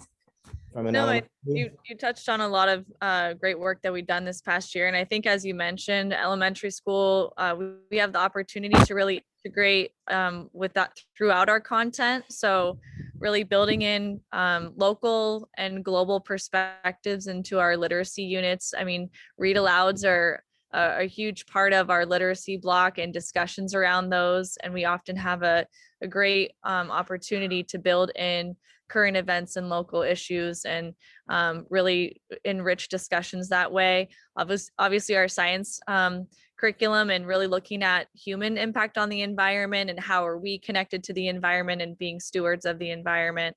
And then within our math block, it's really taking the structures and skills of math and thinking beyond that. I know this is analytical and critical thinking to solve global issues, but when you develop those habits of thinking, especially around the standards of mathematical practice and developing mathematical mindsets, it's really diving deeper into the content in that way. So I think there's obvious civics integrations that we see in the form of things like David mentioned, our land acknowledgements in the morning or Black Lives Matter materials, but there's also just deep and rich discussions that students are having from kindergarten on that allow them to develop that broader perspective that they then get to further enrich as they enter middle school and high school. So I'd love to hear from middle school and see how they're doing as they leave our doors.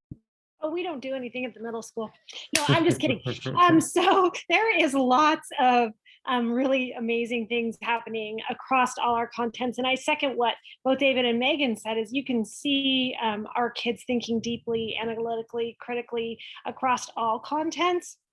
I have a few examples to share with you. In our 6th grade language arts and social studies, they ended the year with a choice graphic novel unit. They were reading books like El Defo, looking at kids with hearing loss, Illegal, focusing on refugee issues, As the Crow Flies, really dialing into LGBTQ issues, American Born Chinese, thinking about stereotyping. And the students read about the experiences, considered the ideas, and then really had the opportunity to choose an injustice that they felt passionate about. And it could have been something that triggered in their minds through the reading, or just something that they were interested in the wider world.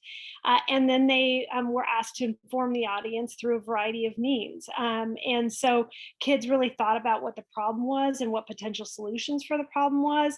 They tackled things like the Black Lives Matter movement, ongoing issues of slavery. They looked at Israel and Palestine and that ongoing conflict. They talked about disability discrimination, pay equity for women, and discrimination in the LGBTQA communities. And then building off of that, in 8th grade, students explore in the 3rd trimester the essential question of how can I use my voice to create change? And it's inspired by their study of the Harlem Renaissance artists. And students chose a cause, much like in 6th grade, that they're passionate about in society and spent time researching and learning. Students selected a variety of causes including homelessness, water pollution, gender inequality, criminal justice reform.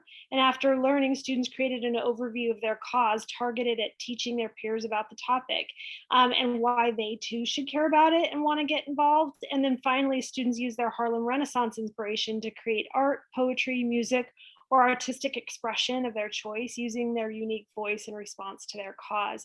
So those are two examples. I have like 17 examples on this piece that I could keep going. I won't, but it's pretty impressive how through science, kids are really thinking about their impact, thinking about problem solving, using coding and robotics in order to consider solutions and problem solving, how in visual arts, they're really connecting with issues around the world and then using art to find their voice and solve problems. So it's pretty impressive work that's going on at the middle school, building off of what starts amazingly in elementary school.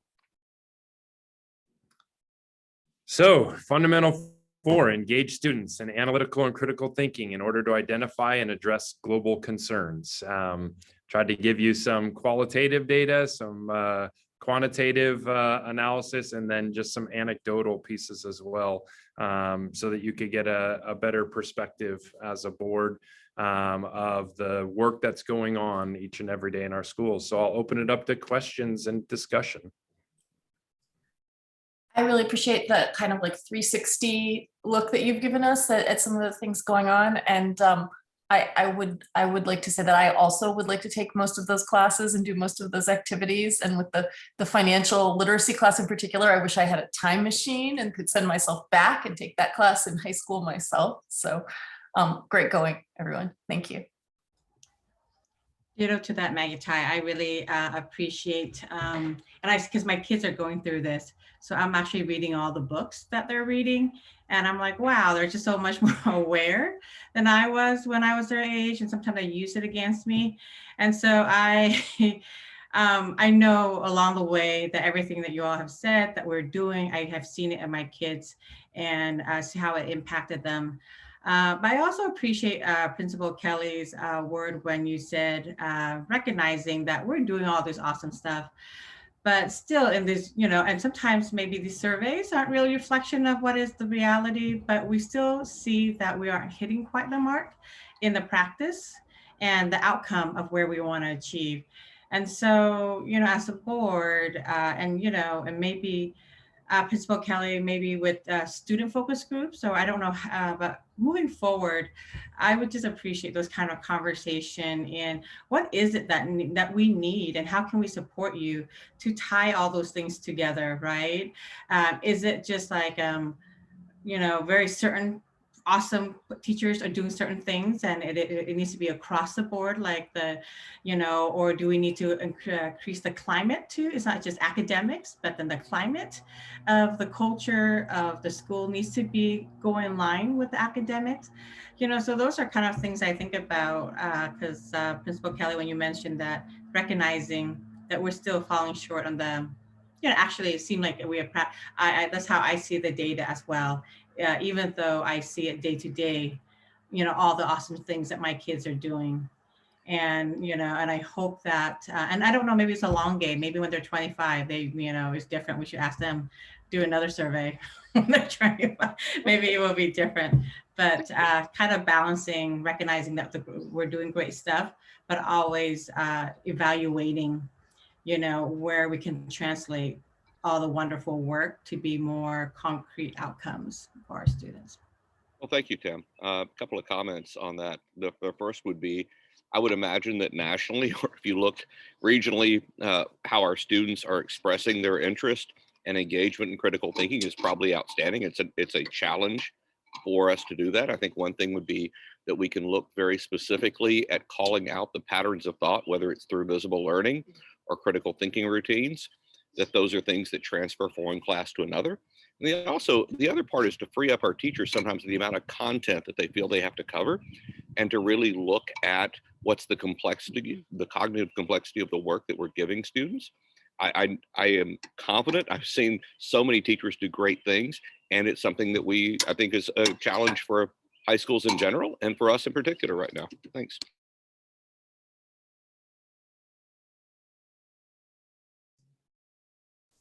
I'll echo the sentiment around just impressed and amazed by the breadth of just topics we cover.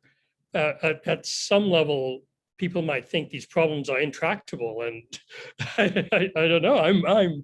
I'm super impressed that kids stay engaged and stay involved. Regarding the survey results, it's unclear whether 100% is the right maximum for some of those or not.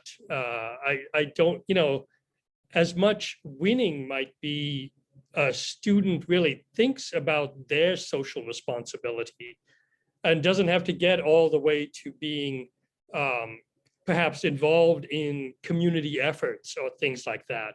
But even as an individual, if I am thinking about my responsibility to society, that's probably 2 or 3 steps up from where we sometimes appear to be these days. So yeah, there's a lot going on in here, and I appreciate the crawl, walk, run steps that we'll be doing around these indicators, and how we measure our outcomes and our progress.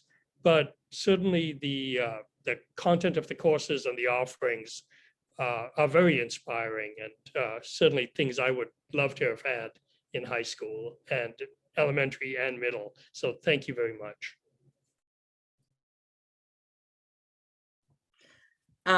So as a Mercer Island High School alum, one of the classes I remember the most actually is, they called it then business math in DECA, and learned how to write checks, and we played the stock market game.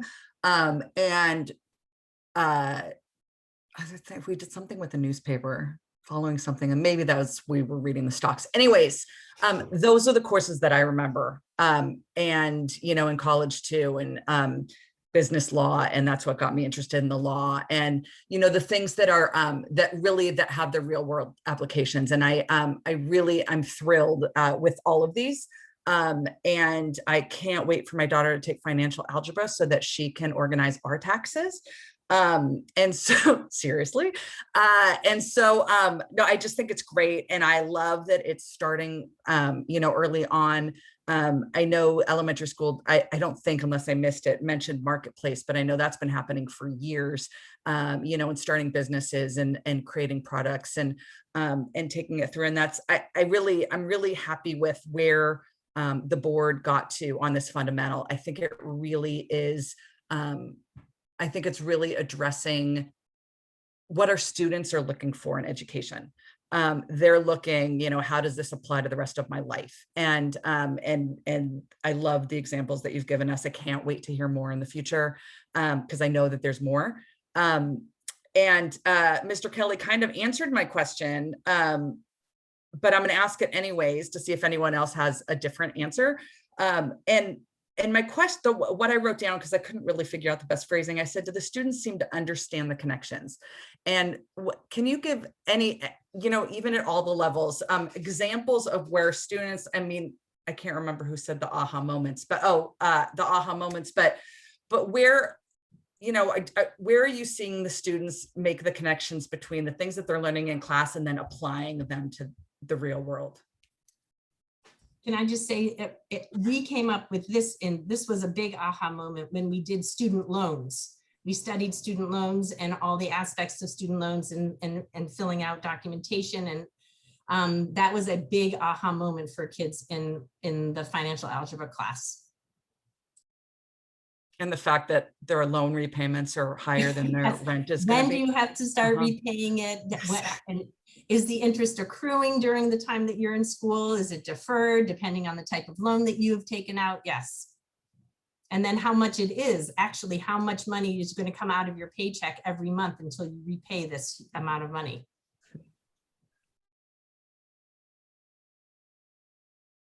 And I find when there are moments where there's a clear why as to why this is important, and it's tied to their lives and why it's important, but also they can get a glimpse from a different perspective and understand that perspective and see how, whatever they're learning, especially in that civics course we talked about, them and why this is an issue that's important to learn is that's when you kind of get that engagement, and that's when you get that application that they care about it and they want to learn more about it and they got passion around it. That's just my perspective. And Director Lori, I would just say in elementary school, kids are all about fairness, and all these issues are about fairness. And whether it's fairness about how we're treating the earth or other people, they are so passionate about it. You know, from kindergarten on, it's like they just think everyone should be treated kindly and the earth should be treated kindly. And so they're completely interested in all this. Well, and they're way more open and compassionate about these issues than I think adults maybe are about them. And they see the world in such a, I don't know, an amazing way that hasn't been tainted quite yet. So we really see our middle school kids as being able to solve some of these problems that maybe we're too stuck in a box around. And so it's exciting to see them getting engaged and involved and finding ways for their voice to be heard. Are there any other questions or comments from board directors? Yeah. I'll try to do a little chicken walk, a little art, and I'll start in something really rare for me. I'll start with a sports analogy. I'll end in something that you all know where I end up, which is in musical theater. But in my sports analogy is when we want to teach kids basketball, we don't sit them down in a seat and talk about the theory of it and the mathematics of it and all of that, and then wait until they're 18 to hand them the basketball and say, all right, now go play. We give them the ball, we put them on the court, they learn how to do it and play the sport by actually doing it. And then all the fine tuning mechanics and understanding and the depth of all that comes with that practice, right?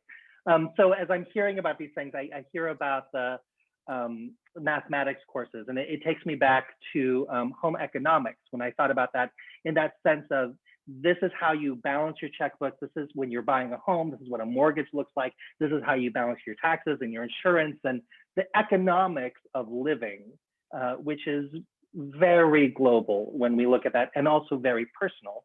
So I love that this component is in there, and to see that expanded and how it applies to businesses and starting nonprofits and those things as well, because our students are going to use this information regardless of where they go. So I thought that was amazing. The examples in horticulture are right key on that. They're growing the plants, they're learning how to do it, they're looking at the need, and they're looking globally at food chains and how these things and meeting needs, which is extraordinary. And then as we look into the civics courses and beyond, of that component of getting their hands into the act of civics, of understanding, so here is the global concern, so here's how we write to our legislators, here's how I take my voice and put it to action, and then actually doing that, because it's not as hard as you think it is to have your voice heard in Olympia or Washington, DC. It's about practicing it and understanding where to access those points. So I love that this is very physical in the way the students are actually making a difference. And from the elementary school, I know we had the giraffe project in elementary school where kids make a real difference in the local community, all the way up to where they're studying this in the high school. So all across the board. And then where I'll bring it into musical theater at the end for me is we use the term global citizenship, and it's not so much about us being a citizen, it's about being a member of a global community and a local community and where we are in that. So I'll land it on Sondheim and that piece from Into the Woods, No One Is Alone. It's really pivotal. And I think most people take that as this understanding that what I'm experiencing, I'm not the only one experiencing this. Other people are experiencing this too, which is very poignant in coming to the end of a pandemic and what the shared experience we've had, and understanding that the differences and variability of how different people have experienced it in different ways. But the other side, and where this falls into place, is what Sondheim intended is that butterfly effect, that no one is alone, that in every decision you make, whether implicit or whether intentional or whether accidental, it ripples out, it impacts your community around you, and it impacts the people around you, and beyond to people that you will never meet and never know. And those impacts can be positive or they can be negative.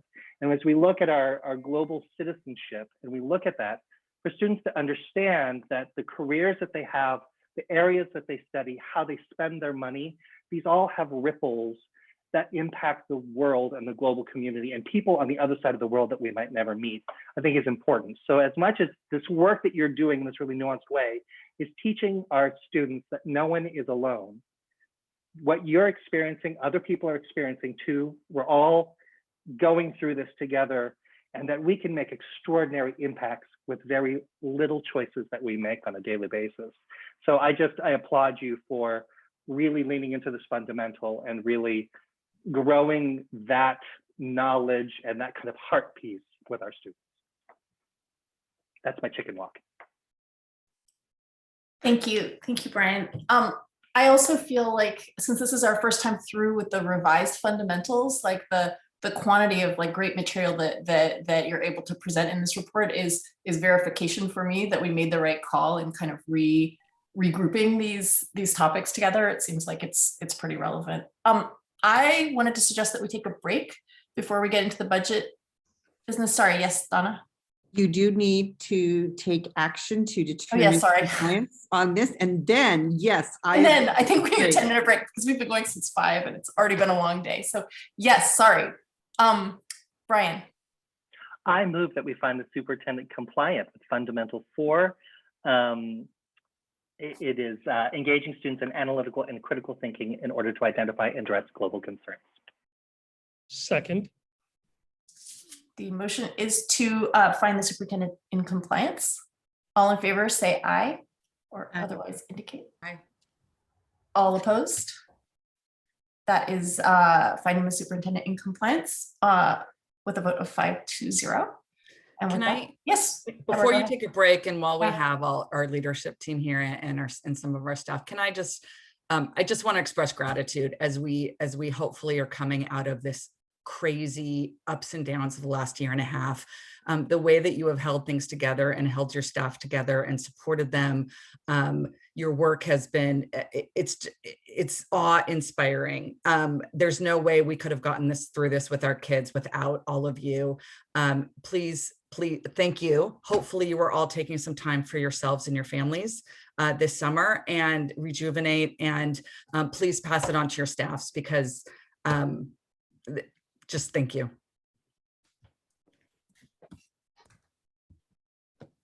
Sorry, Maggie Tai. No, we're good. Thank you, everybody.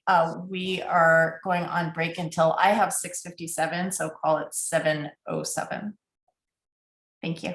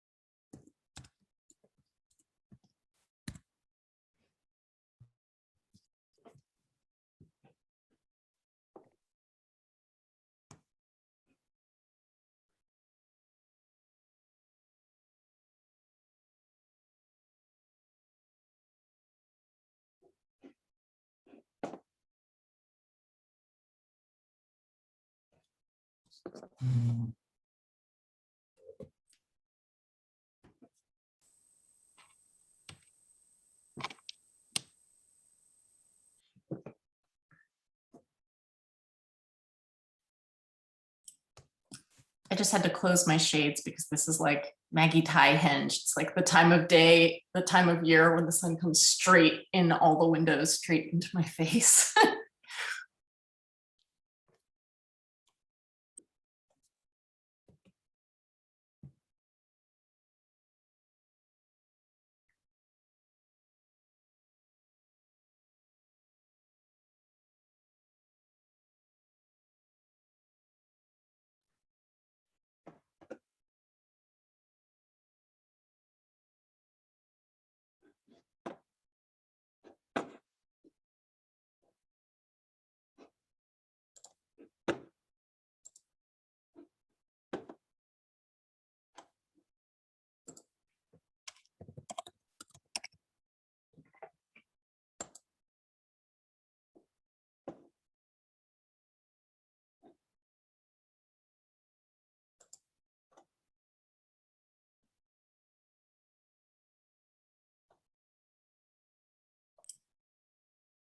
We have 1 more minute by my clock.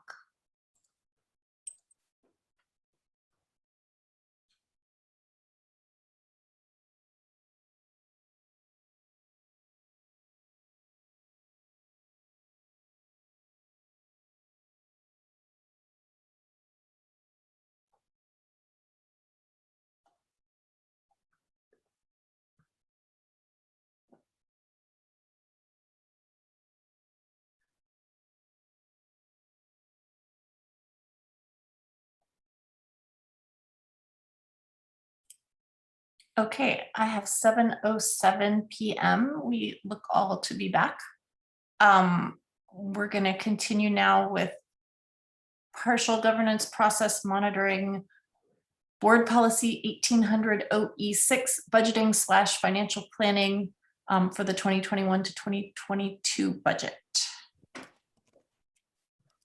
Thank you. You will see attached to this agenda item 2 slide decks, so to speak, that Executive Director Bergstrom's going to go through with you. The additional one is because of this upcoming year where levies become part of that discussion, and those definitely fit into this budget planning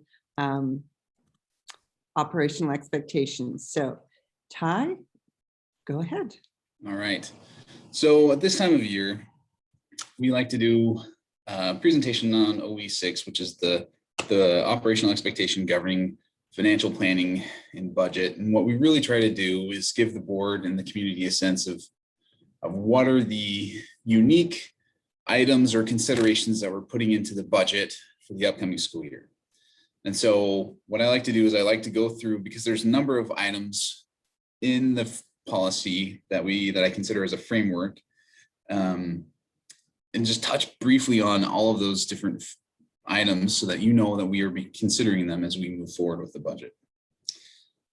So the first one is maintaining staff, parent, community support by focusing resources on classroom instruction.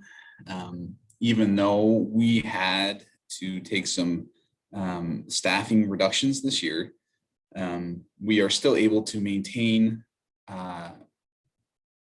reasonable class sizes in the elementaries and the middle school and high school. And we remain within that 17.1 funding guidelines from OSPI.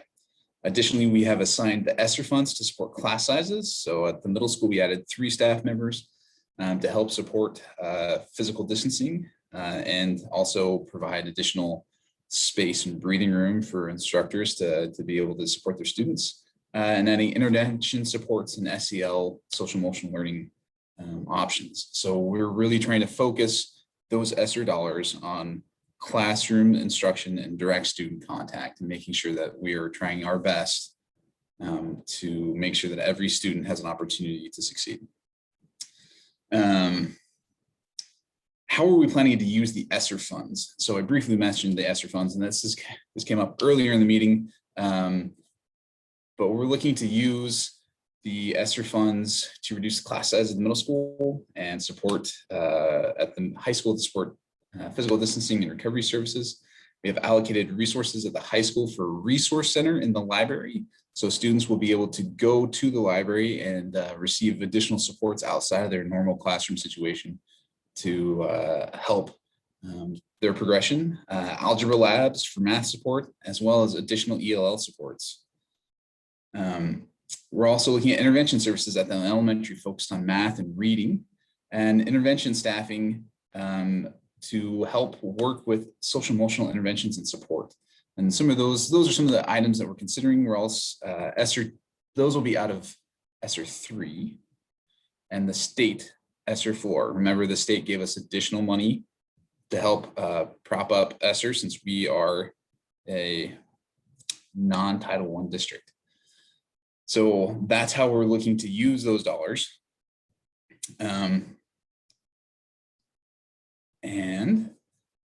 The next point is the budget is cost-effective, balanced, sustainable, and meets bargained commitments to staff and meets all legal requirements. So in terms of the staffing reductions, in recognition of the reduction in enrollment, staffing levels were reduced to meet projected enrollment needs. In addition, transportation costs, purchase services, and supply costs were reduced. So as we're looking forward into next year, we're looking at every possible non-staffing reduction that we can.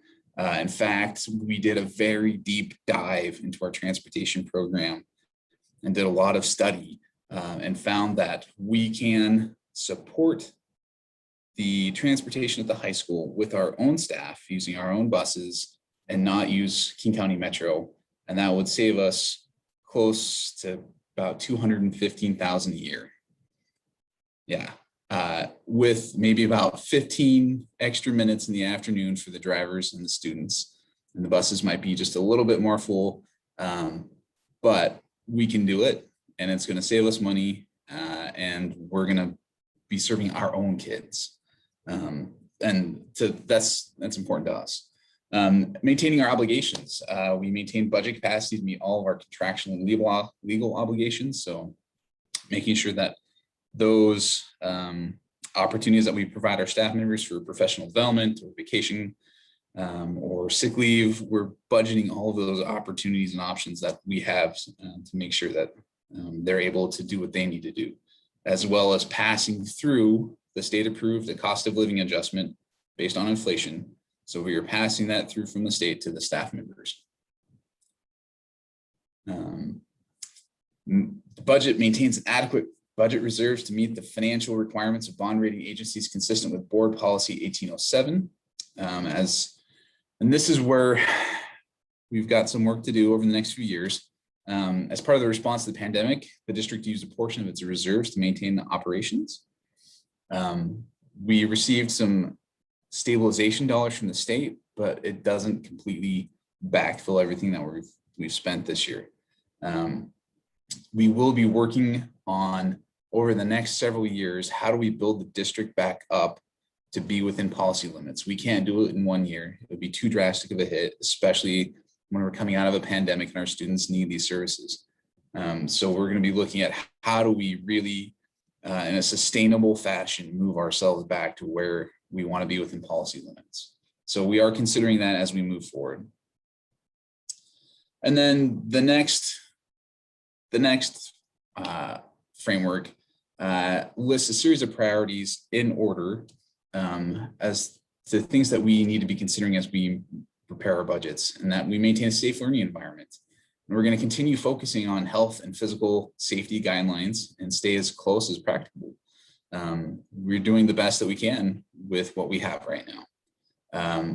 We will be retaining an essential level of support services for district operations, and we continue to plan on providing essential services and to further our reliance on district staff rather than contractors. And that's a reference back to Metro. We're maintaining those essential operations with our own staff.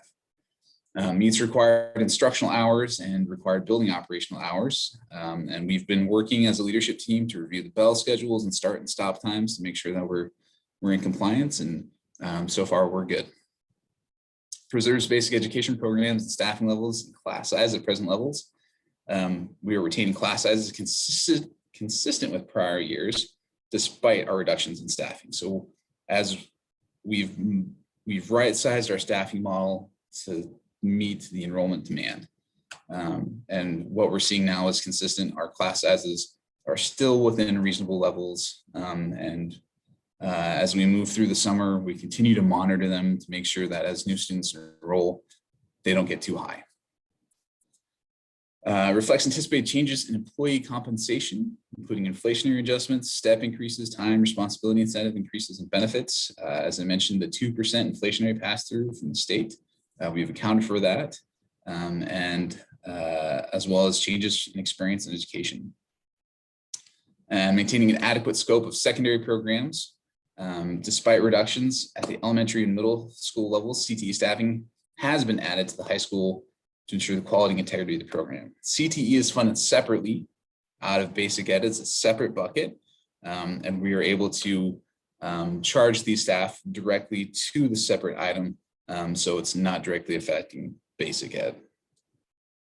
And prioritize additional resources toward the building of organizational capacity sufficient to achieve board policies number 001 and 1800 OE1. And we do maintain budget capacity to ensure that we provide wide training and development opportunities to staff as well as to the board and administrators to make sure that we are able to move ourselves according to that vision that we've established for ourselves, that students are our priority. And we provide adequate and reasonable budget support for board development, board operations, and other governance priorities. And we've maintained the budget capacity for the board members for training, conferences, and consultants to help you develop your policies and governance vision. Case in point this morning, working with the inclusionary practices consultants. That's part of our budget considerations that as we plan for the board, we continue to support those opportunities as we move forward. We present the budget will be presented in a format which discloses our planning assumptions, including anticipated changes in state funding, adjustment in student enrollments, along with any demographic changes. And we maintain regular communication with the board. This is more of just like a reminder that we communicate with you and the community throughout the year as we talk about legislative updates, we talk about enrollment projections, shifts in enrollments, any changes that we're looking for. We try to make sure that there are no hidden surprises, no gotchas in the budget. We want to do our best for the community and allow the board to understand the relationship between the budget and the priorities for the year. Our budget documents are presented with historical data and or forecasts.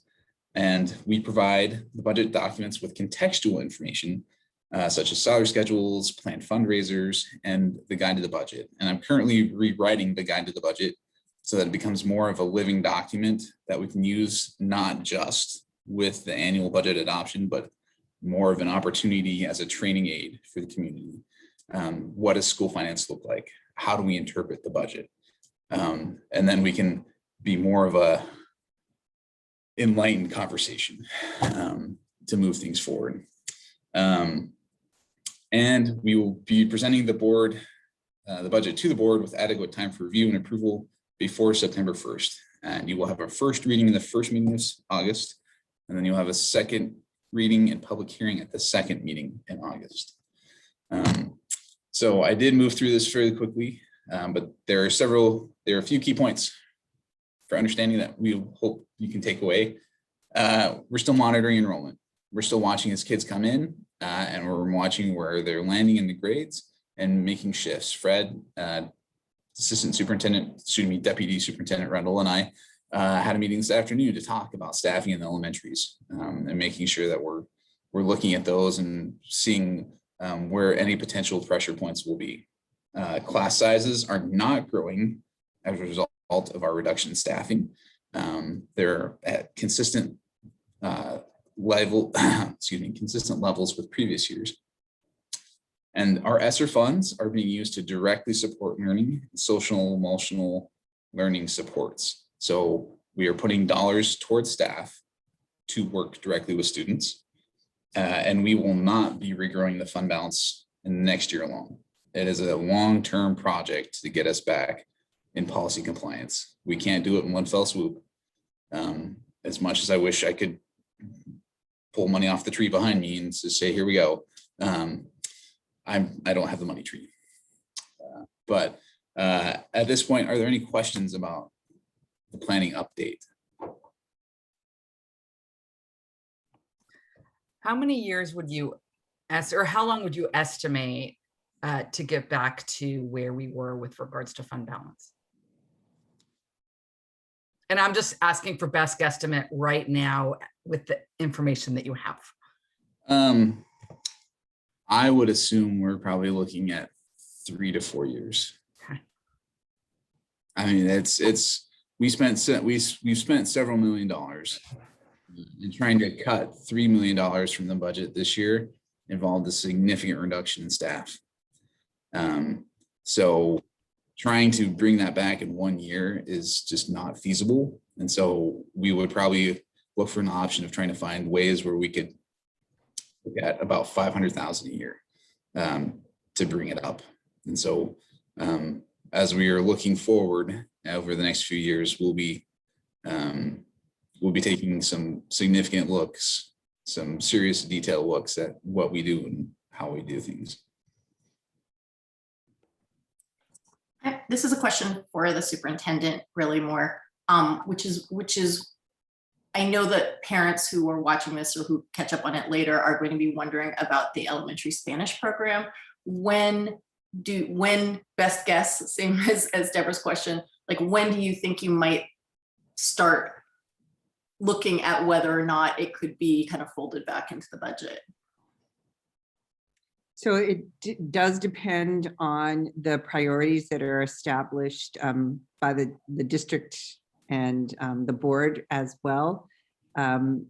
Those staffing, those FTE that were assigned to the elementary certainly can be calculated in lowering class size, but don't lower the class that each class that is sitting in a kindergarten or a 3rd grade room or a 4th grade room, because Ty is able to do those calculations per the regulations across the system with those specialists included in it. So I know there's been some regenerated conversation around the actual class size. One of the things we did this year at the very beginning of the year, knowing that we were going to be able to only bring back some students because of physical distancing, 2 of the FTE assigned in the Spanish program were reassigned to classrooms, and our KM1 classrooms were extremely low. They were, none of them were more than 15. We had some as low as 12.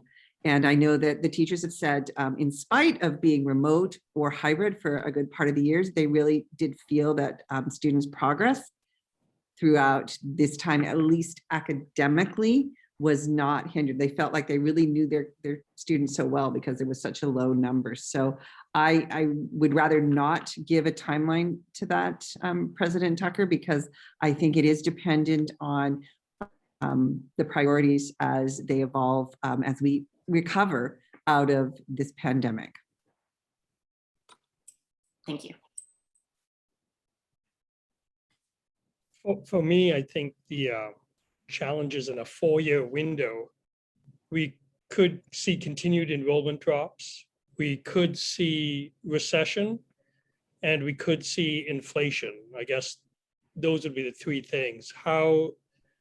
I don't know if there are other unknowns you're thinking about in a 4-year window, but any of those 3 could require a fund balance to carry us through. So how do we think about that? Would it be a drastic situation then if those popped up in some severe fashion? If it's severe, possibly. I mean, our enrollment projections show us declining in the next several years, even before the pandemic hit. The pandemic just accelerated it.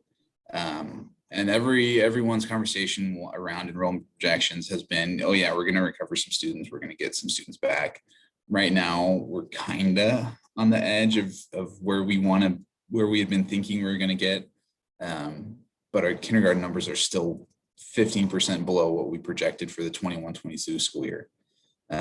So there's still a lot of uncertainty when it comes to enrollment, right? Inflation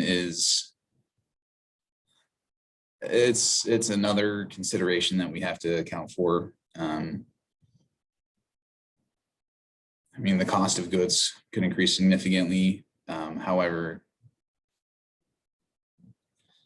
5% is only just slightly higher than the 3% that we've had for the last couple of years. 5% was the inflation for the last quarter.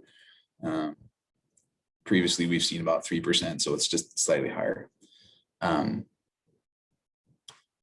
But if we're looking forward in that 4-year window,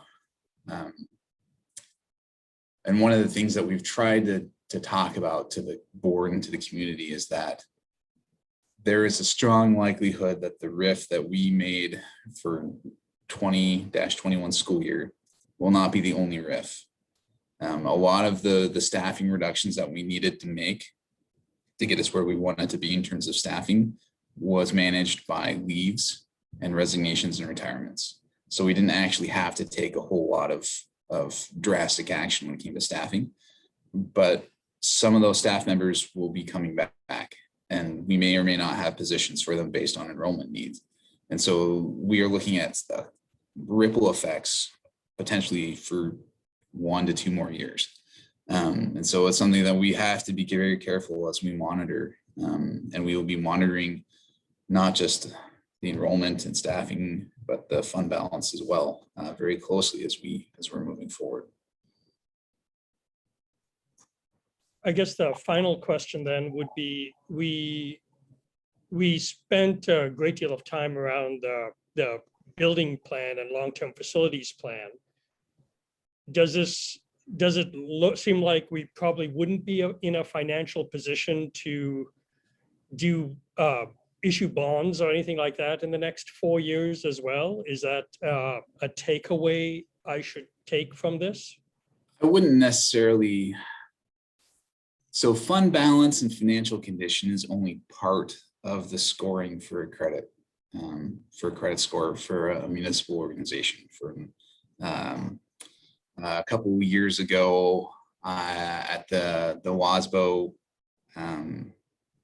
conference, there was an analyst from Moody's that came and presented on how do they look at scoring districts, and fund balance and financial condition was probably about 30% of the total factors that went into it. A lot of it was the length of management, the governance style of the board, the culture, the stability of funding from the state.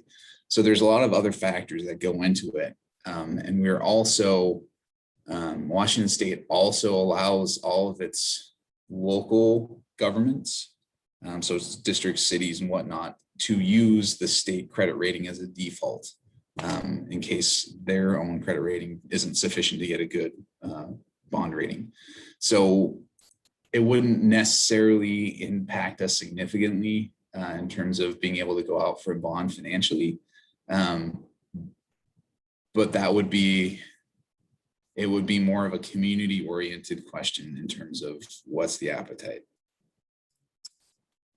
Thank you. That sounds helpful. Thank you. Yeah. Any other questions? All right.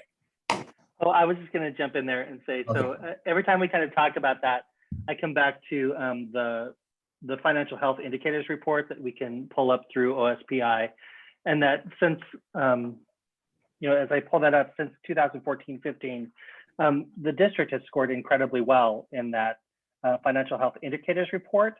And while it's recommended that there be 90 days cash on hand within school districts, they don't actually assign like a grading point for that particular component. And rarely are there any districts across the state that are anywhere near 90 days cash on hand. No.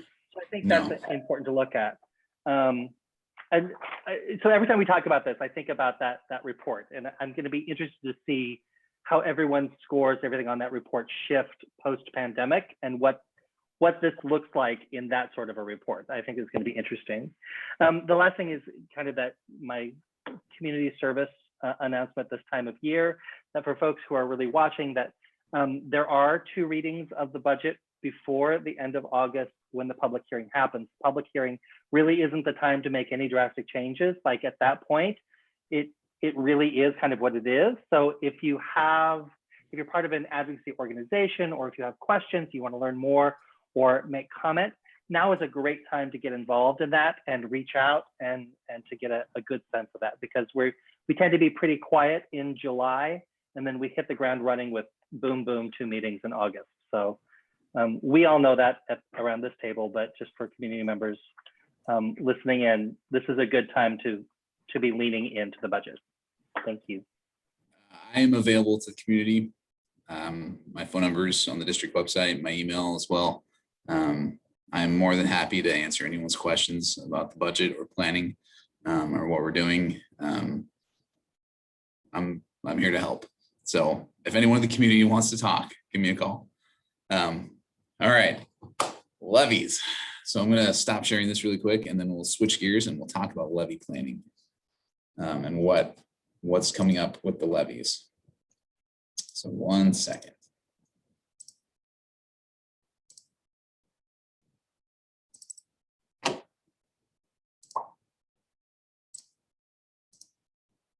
All right, can we see it? All right, great. Levy renewals.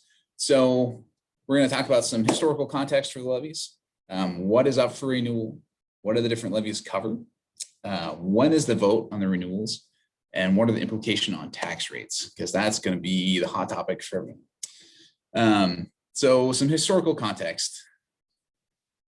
A long time ago, in a city not too far away called Olympia, we had the McCleary decision that allowed the state to kind of change up how we run our levy formulas. Previously, under the old formula of the levies, we were able to take a percentage of our previous year's expenditures, and that would be our levy formula. So as you can see on the chart, in 2018, we had just under $17 million as our levy. That was about 38% of our previous year's expenditures. So after McCleary, what we moved to was a new formula that said your authority would be the least amount of either $2,500 per student or $1.50 per assessed value. So whatever was the least amount between those two, that was your levy authority. Mercer Island's assessed value is significant. Looking at the current levy authority calculator in planning for next year, we were well above $20 million for levy authority if we were using the per dollar assessed value. So we are at the $2,500 per student levy rate. We have been since 2019. And as you can see, this is the shift in levy funding. So moving from 17 million to 11.1 million. In 2020, we collected 11.3. In the calendar year 21, it's 11.4. And these little tiny increases are inflationary adjustments in this $2,500 per student rate. So when it goes up just a little bit, we get just a little bit more money, but this is kind of where we're capped at. This is where we're sitting. And this is, as we're looking at it, that's where we're going to be moving forward. So what is up for renewal? Just to point out really quickly, Ty, as well, one of the things that also changed was that, and you can see this on Ty's chart, it was previously called the maintenance and operations, or the M&O levy. That was changed, which also changed the process for us, the steps we need to go through. And he'll go into that a little bit more, that we have more steps that we have to comply with.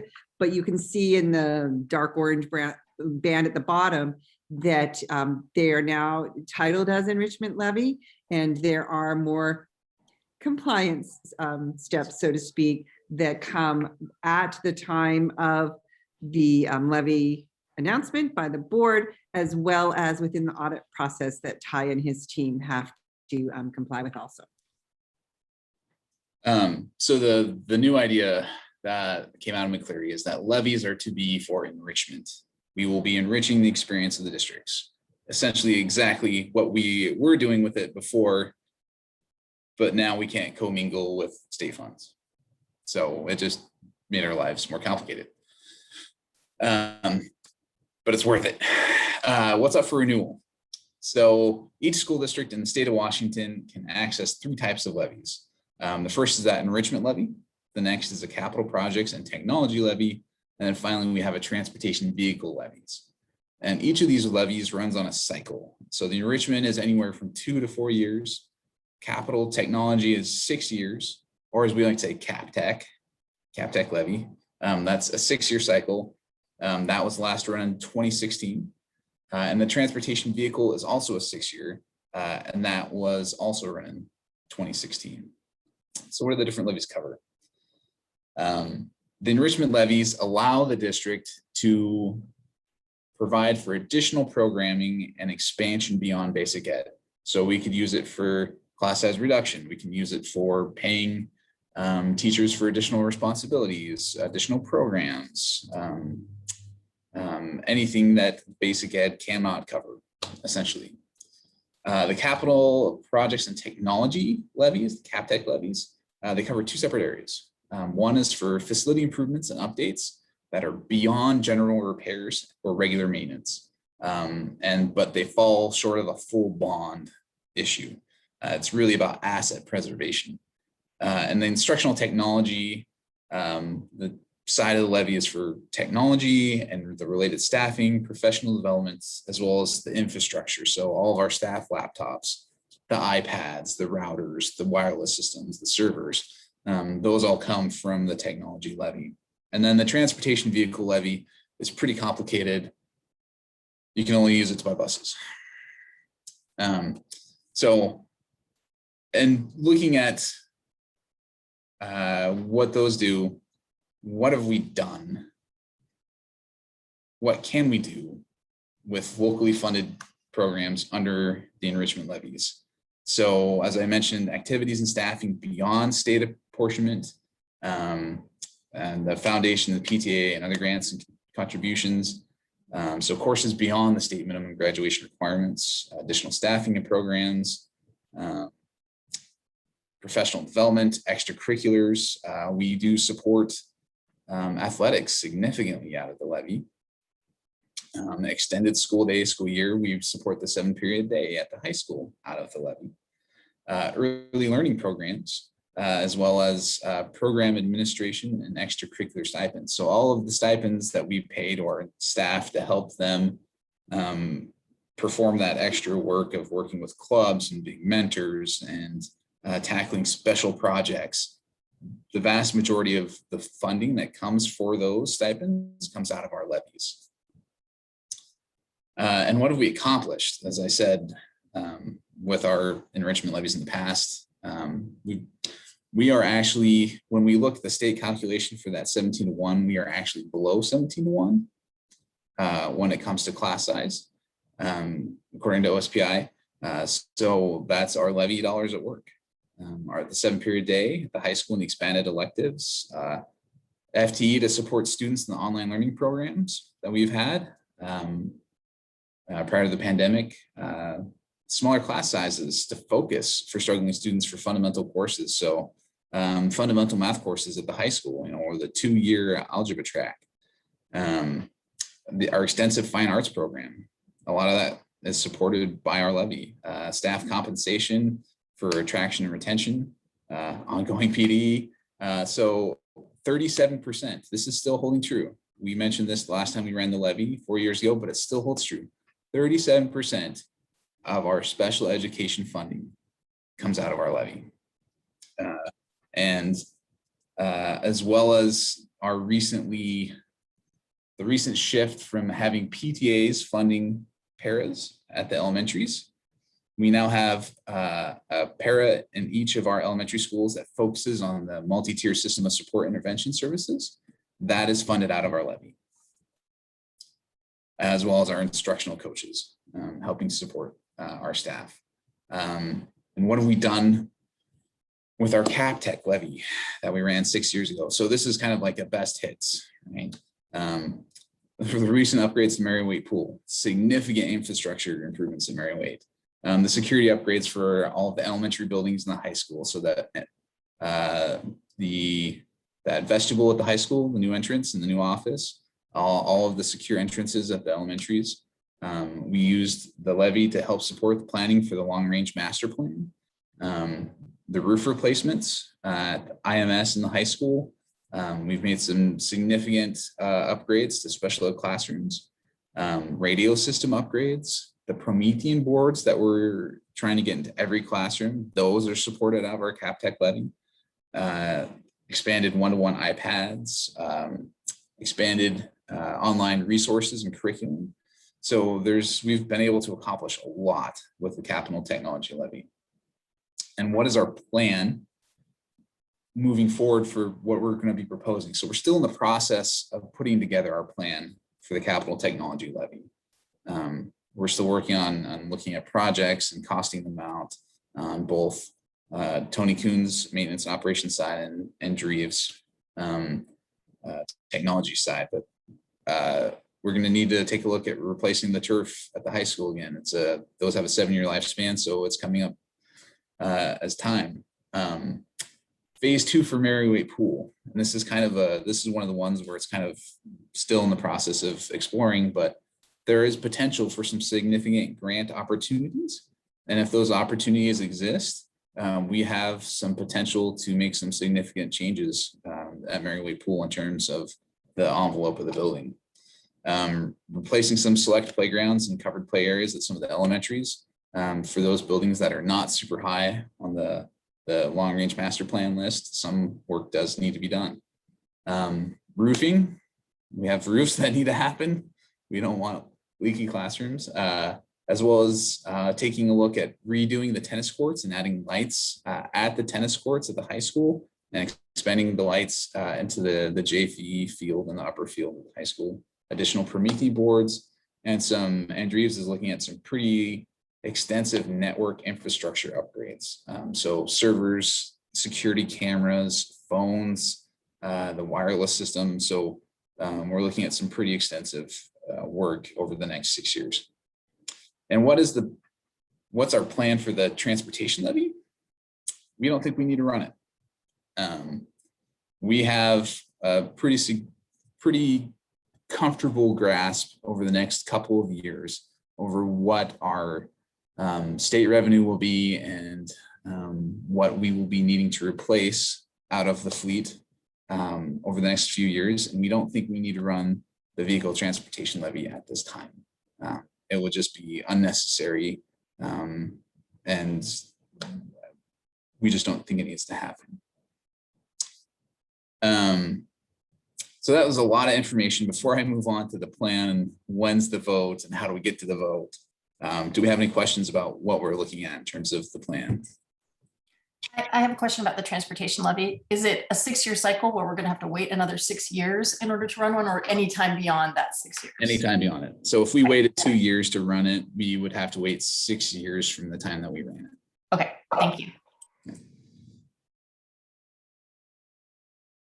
Have we asked our stakeholders in terms of the capital and tech improvements? Have we asked our stakeholders for needs that they might see in the schools? So like the principal, the community, or?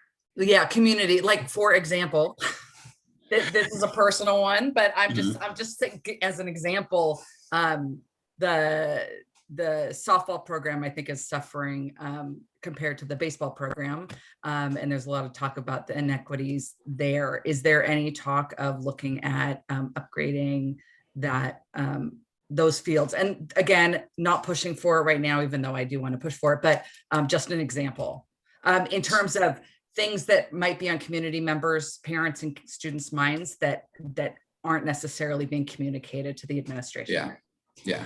No, there's right now, like I said, this is just the planning stage. And this is just kind of like, we're just doing the initial kickoff about what's coming up and letting the community know that this is coming. There will definitely be opportunities in the fall to talk about what's going into the plan, about what's included. There's always going to be some complexities about including some of those items. But we can definitely have those conversations and take a look at what would it entail and potentially throw that on. We do want to make sure that we do get community input. These are the community buildings and we want to make sure that our levies are successful. And the best way to do that is to get voter input. So there will be opportunities to talk about what's going into the plans. I know Andrews has a technology committee that he meets with regularly that's made up of community members. And so I would also just, if you recall, for the board and in your last meeting in May, when we presented part of OE 10, part of that was an update on the work that Andrews and the technology team have done with respect to just an overall review. And just a reminder on that, we kind of had the pre-pandemic portion of it, and then now we're in the post-pandemic portion. And that will heavily influence purchasing going forward on the technology side, specifically with hardware. What do our high school students, what are they telling us they need versus elementary students? So those will be critical pieces as well. And so they really coincide nicely. And I want to remind as well that on the capital side, based on facilities, that really is guided by the new long-range facilities master plan. It's not that new, but looking at how that was prioritized so that the projects, as Ty mentioned, are the sites, the school facilities that are kind of lower down on that list will be ones that rotate when it comes to roofs. Roofs are not glamorous and they cost a lot of money, but they are absolutely essential for all of our buildings. In fact, next week, another roof will have a summer project over at the Crest facility. So that plan will really help with decision-making on the capital levy projects. Yeah, it's where we're drawing most of our consideration for a lot of these projects. It's, what's lower on the list? What do we, for those buildings that are lower on the list, what do we need to preserve them as an asset and make sure that we're able to keep them functioning in the way that they need to be at the high level that we're used to. All right. So when are we looking at having the vote on the renewals? We would like to have the vote on the February 2022 ballot. We're hoping for February because in the unlikely, I'm Mr. Eeyore, so I have to plan for all potential problems, right? In the unlikely event that the levy fails, we need to have time to run it again in April so that if it doesn't pass again, we would have time to make plans to start reducing staff. We cannot support our programs without our levy. And if we lose the levy, there will have to be significant reductions. And so that's why we want to go in February and making sure that we have plenty of time to make adjustments to plans or communicate and take a look at what we need to do. So in order for that vote in February to happen, there's a few steps. One of the first steps is that we have to submit a written levy plan to OSPI. That is a proposal for how we plan to use the enrichment levy. It's not a super detailed plan. It's more of kind of like a matrix that splits out, programs that the district spends money on over a number of years. And so it's more of kind of like our best guess as to how it's going to be laid out. And we'll have a little bit of a narrative but that goes to OSPI and needs to be approved before we actually post it to the ballot. In conversations with the ESD and with OSPI, we can do that as late as December, but our plan is to submit this to OSPI in October, so that we have plenty of time to make any adjustments or revisions that we need to. You as a board must pass a resolution authorizing the measure to be placed on the ballot. So there will be 2 readings in October of the measures that will be going onto the ballot. You're going to need to approve the ballot language and the amounts that are going in. So that's part of your responsibilities. As a reminder, the district cannot campaign for the levy. There are public disclosure laws that say we cannot stump for our levies. And so that must be undertaken by a group of citizens. In the past, it's been the CMIPS group. It's a bit early now to start making phone calls for CMIPS, but if anyone wants to sign up for CMIPS, let me know so we can get started. And there are timelines that haven't quite been released yet. To the best of my knowledge, King County Elections hasn't released their voter pamphlet for the next year. But as soon as it is released, we'll get this information up. But there's a timeline for the submission of both the pro-con statements for the ballot book, the ballot language, and rebuttals. So there will be some timelines. Most of the submission for statements happens in December, right after the ballot is initially posted. The ballot language is initially posted to King County. So there are some steps that have to be taken. We are very early in the process. We want to communicate this early. We will communicate often, and you will get sick of hearing me talk about levies. But at this point, are there any questions about what the steps entail?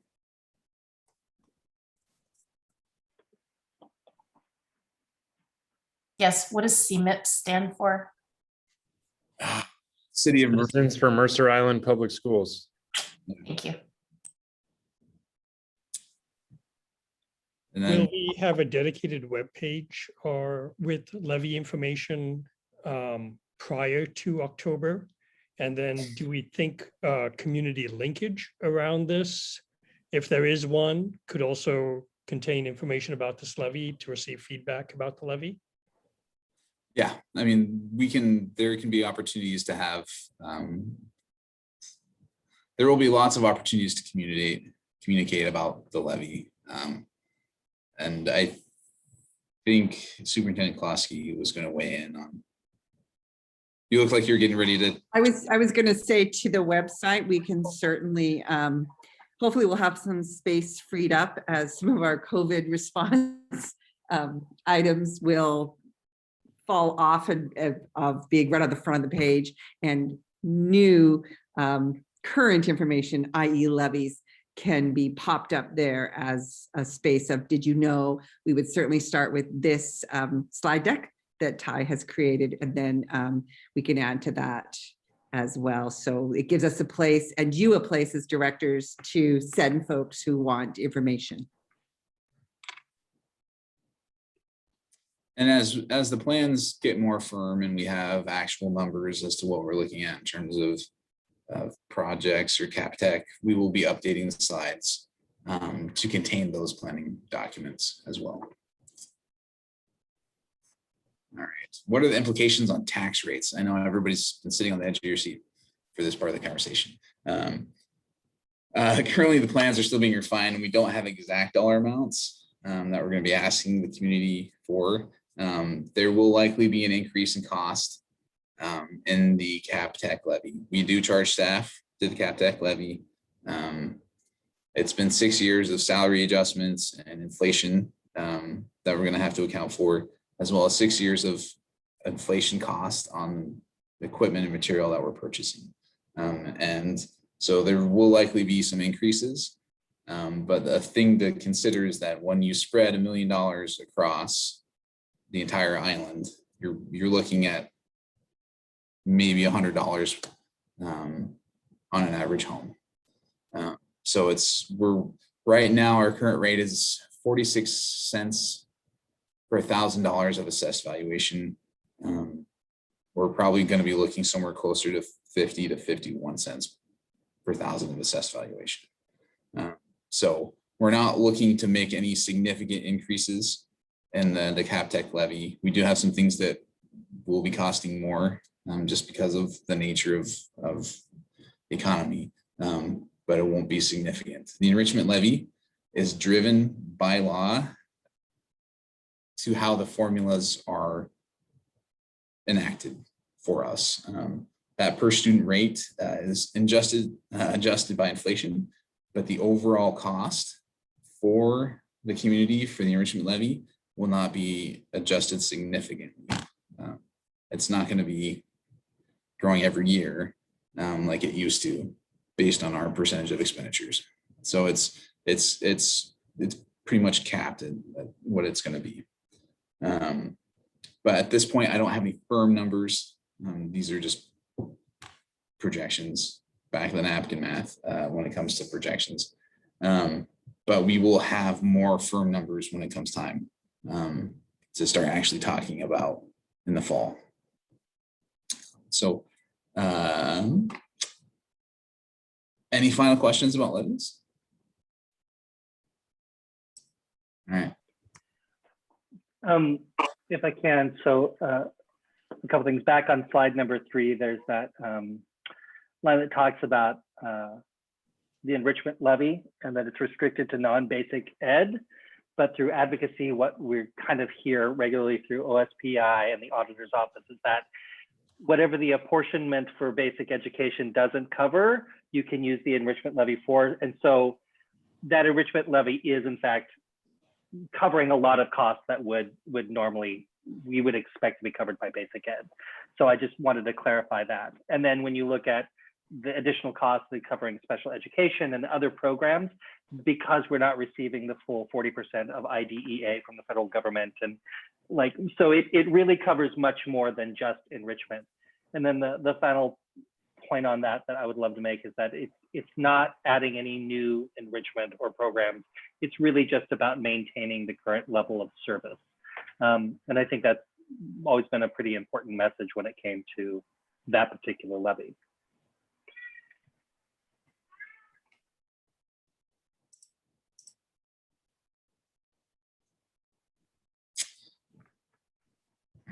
And I'm President Tucker, no action is required on this presentation. It was just for discussion, yeah. Discussion only. Yep. Okay, thank you, Ty. Moving on to subject B, Board Policy 1800 OE 11, Facilities and Capital Assets 6-year Facilities Plan. And we've got just one more. Yes, you again, yeah. You can't go home yet. Oh wait, you are home. No, I'm here. No, you're not. You're not. Sorry. Yeah, you cannot go home upstairs. We're not done really here. So tonight we're bringing for your approval the 6-year capital asset facilities plan. And what this is, you see this is the asset 6-year plan, right? Making sure that I shared the right screen. Okay.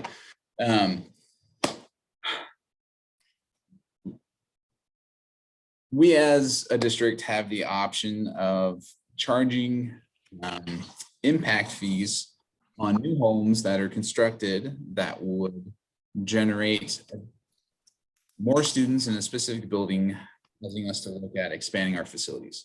So several years ago, as the district was growing, we made an agreement with the city. They would collect the impact fees at the planning and design stage of new construction.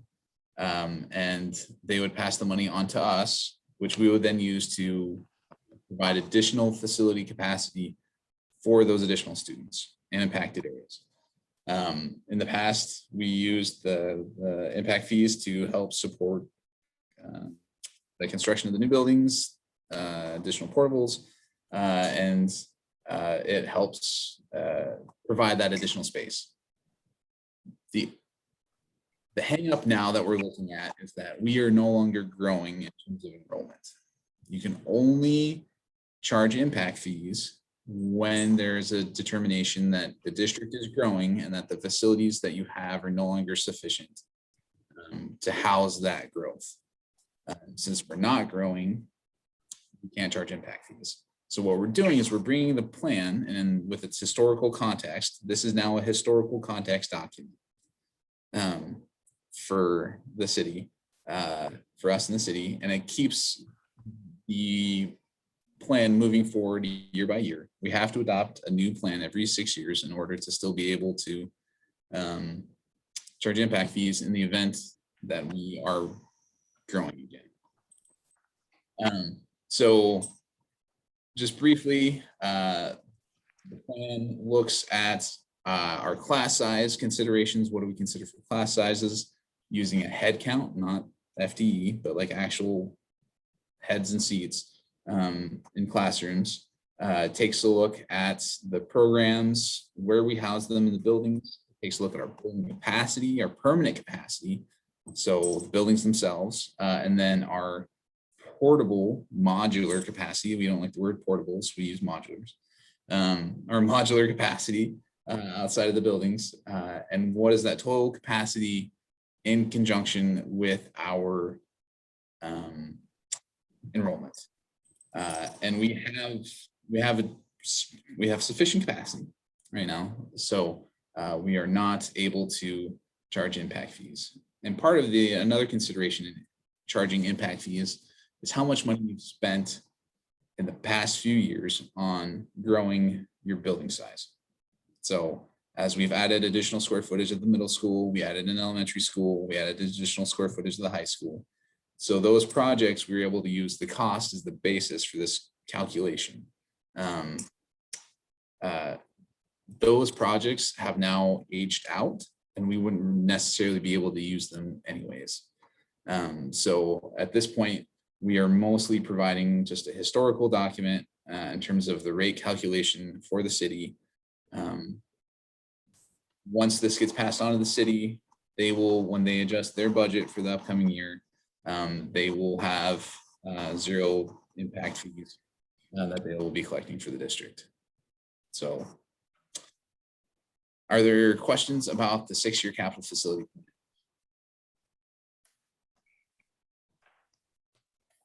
plan? At one point, we had talked about changing the formulas to some degree in terms of having longer term averages of new housing over a 6-year period, as opposed to aging it out immediately after each year, allowing for houses to be sold later in the year into the next year. Is now the time to be thinking about updating the formulas? So we actually, I remember that conversation, I believe that was 2 years ago. We actually did make that change, and we brought in additional housing projects. We reached back a little bit further to bring those housing projects in, but we don't have the enrollment growth to support any future calculation. So, but I do see what you're saying. But if we were to get that, yes, we would include a larger historical growth. I guess really the point is in anticipate, before we had some concerns about changing the fees while people are still paying them. Yeah. Now nobody's paying them. So it's an opportunity to revisit the fees. And, as you point out, it'll take 3, 4, 5 years, maybe, till enrollment starts going back up. Don't know where light rail is going to be with respect to town center development. Being prepared and having fees that would reflect real growth might be beneficial to us to have done all that work while, there's no one paying them. Yeah, I see where you're coming from now. We would definitely be, so there's 2 functions to this calculation. One is new construction, net new construction. So it's not necessarily tearing a house down and building a house in its place. It would be tearing a house down and building 2 houses. So we would be at that second house as new growth. Taking a look at the net new growth on the island for a larger number of years, yes, we can totally factor that in looking forward as we move forward. The other factor is in that calculation is the dollar amount that we've spent on expanding capacity. So since the projects have really been incorporated into the district, we're not necessarily spending that money. And so we would have to start taking a look at revising the formulas once we got to the point where we've started spending more money in order to recoup the impact fees. Does that make more sense? There needs to be a dollar basis in the formula just as well as the student factors. Yeah, I mean, I think we could be predictive about some of that. Maybe we're going into the weeds now, but the idea would be is, we expect to build a middle school, which will set a basis for how much money we're investing into our schools. We expect to upgrade some elementary schools, multiple of them. Also could be a predictive basis there towards having a longer range formula that is kind of more comprehensive than what we have today. I agree we will not be able to lock down the formula till we do the actual building, but having the formula in hand is fair warning, I suppose, at some level for what people can expect. And we weren't able to reassess that previously because we didn't want to change things out from under people without warning. We can definitely. And it doesn't have to be done this year. I mean, clearly we could be doing it next year too. Yeah.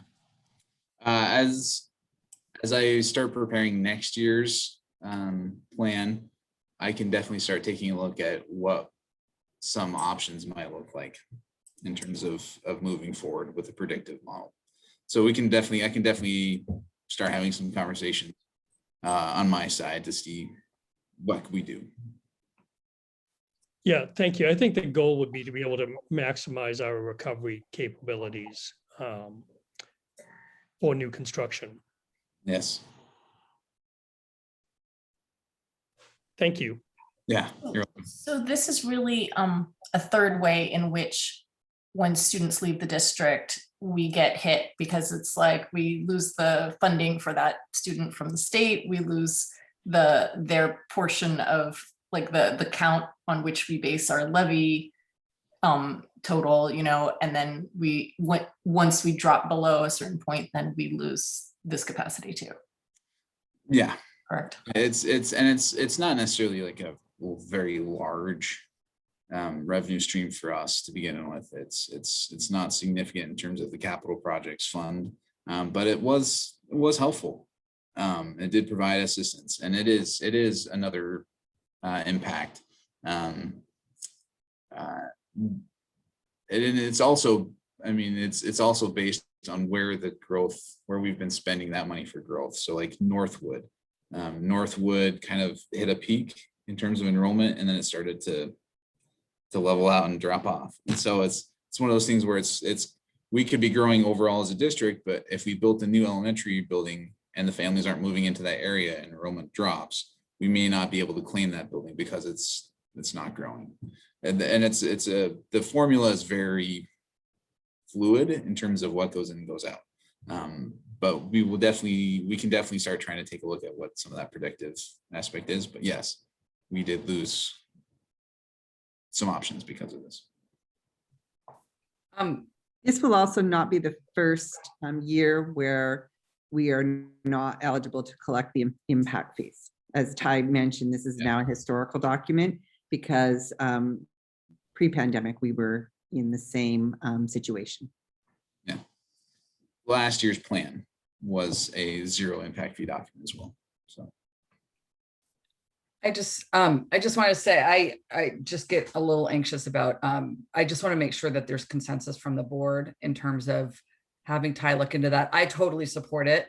I think David's suggestion, it's really hard to raise fees on people once they've already done their budgets. But in terms of developers, like, here's the impact fee, you've got to figure this into your budget.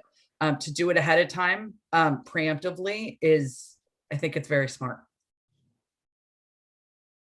So any planning that we can do in the future, I mean, for the future, I think is good. I support that also. Okay, I will, as I work on the plan next year, I'll work on some options. I move that we approve the district 6 years facilities plan. Do I have a second? Second. All in favor of approving the 6 year facilities plan, say aye, or otherwise indicate. Okay, any opposed? Nope. Okay, that passes by a vote of 5-0. Thank you. The next item is board policy 5415, educational administration and support personnel management salary schedule. And this is an action item. Yes, it is an action item. And as you know, we talked extensively this morning in the study session about our calendar. And this is an item that is on the calendar every year at this time. It is the unrepresented group of your management team. And so there are changes to it. There wasn't one last year because we had a 2-year plan in the policy, but this year it does reflect, as you can see by the red line, the 2% IPD for school year 21-22 that Ty mentioned earlier. And there is there's a red line piece of just taking out some language that referred to last year. So it just shows it as ongoing regarding the SEB as the health benefits. And then there is an adjustment to the doctoral stipend that aligns it better with the comparatives for administrators in our usual comps that we use when we're doing comparatives for these admin team salaries. So this is an action item for tonight.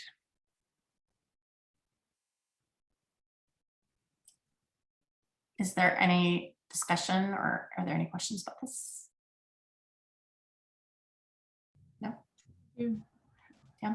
Well, I appreciate the fact that we're looking at across other districts to see how we're comparable and compensating our administrators and staff accordingly.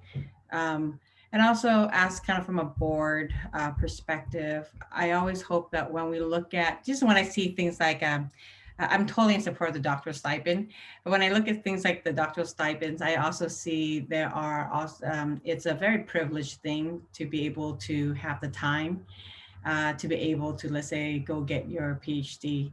So as we're thinking of ways to compensate our staff, right, I would encourage us to find relevant ways in different categories so that it shows that we are, intentionally compensating all of our employees. So that's more of a system kind of thing. But as a whole, I'm glad that we're able to support those who want to continue further themselves and is able to raise this up to $2,000. Anybody else? No? Okay. Then I am looking for a motion to approve the updated salary schedule. I move that we approve the educational administration and support personnel management salary schedule. Second. All in second and thirded, all in favor, say aye, or otherwise indicate your approval. All opposed, say nay. That passes by a vote of 5-0. Thank you all. Next up, we have Board Policy 1008P, the 2021 to 2022 Board Calendar. First reading. This is for discussion. So again, we had a lot of discussion around this morning when we talked about and reflected on the policies and some of the pieces there. But I know staff did take notes, and here it is for, again, a first reading. If there is discussion that the board would like to have, this will come back to you at your first meeting in August. And I believe that previously we have had twice maybe in August that we've worked on this. So just so you know that the most important piece for staff is really those dates that says this is what our meeting calendar is going to be for our regular meetings, because we do like to get that out, that information out on our website and out to folks as soon as possible. The other pieces, of course, we know are more flexible and malleable, just per the discussion this morning as well. Yeah, I personally am happy to wait and hear more back when the staff has had a chance to work on the calendar a little bit more and kind of take into consideration some of the feedback that we already gave this morning. But do other people have additional thoughts or questions about it? No? Okay. In that case, we are done with that. That's not an action item. Okay, so next up we have a post-monitoring language review of Board Policy 1800 OE10 instructional program. And this is a discussion item.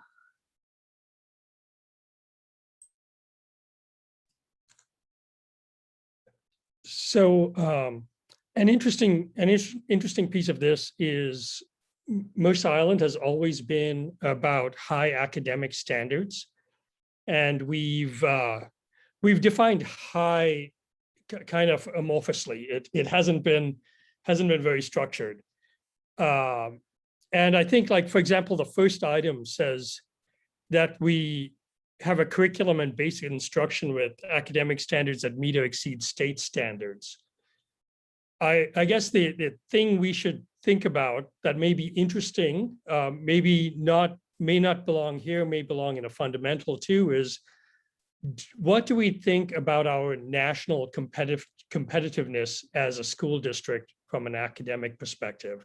And is that an interesting guideline? I mean, we have students throughout the disciplines, the technology, arts, music, athletics, and in clubs that are meeting international competitions and international, or at least national standards. And to what degree do we think about that being included in our guidelines, either here or in a fundamental or in a mission, vision, value statement? And I guess this is coming somewhat from a perspective that over time there's some questioning as to how do we value academic standards? Are we still concerned about things like AP and honors courses in the high school? How does that play out? And I think also some of the contention around what do we do for our high cap students and what do we do for our gifted students? Are those things we value or continue to value? I do think we do that. So is that something we want to be explicit about or not? Or do we feel that's already here? So those would be my thoughts. And the simplest statement I could see would be to also add national standards to number one, not just meet or exceed state standards, but meet or exceed, kind of collectively national standards, or be in the top 10% of schools in the nation. A number of things like that could be had for discussion.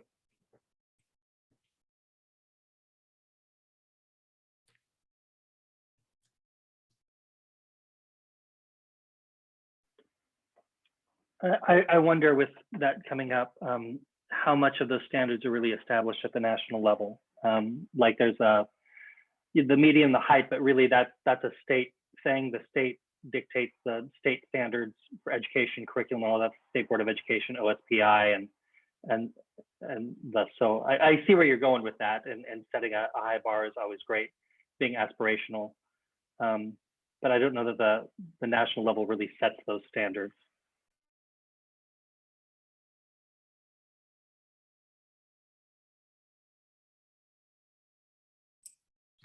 I don't disagree with, with what Brian just said. I mean,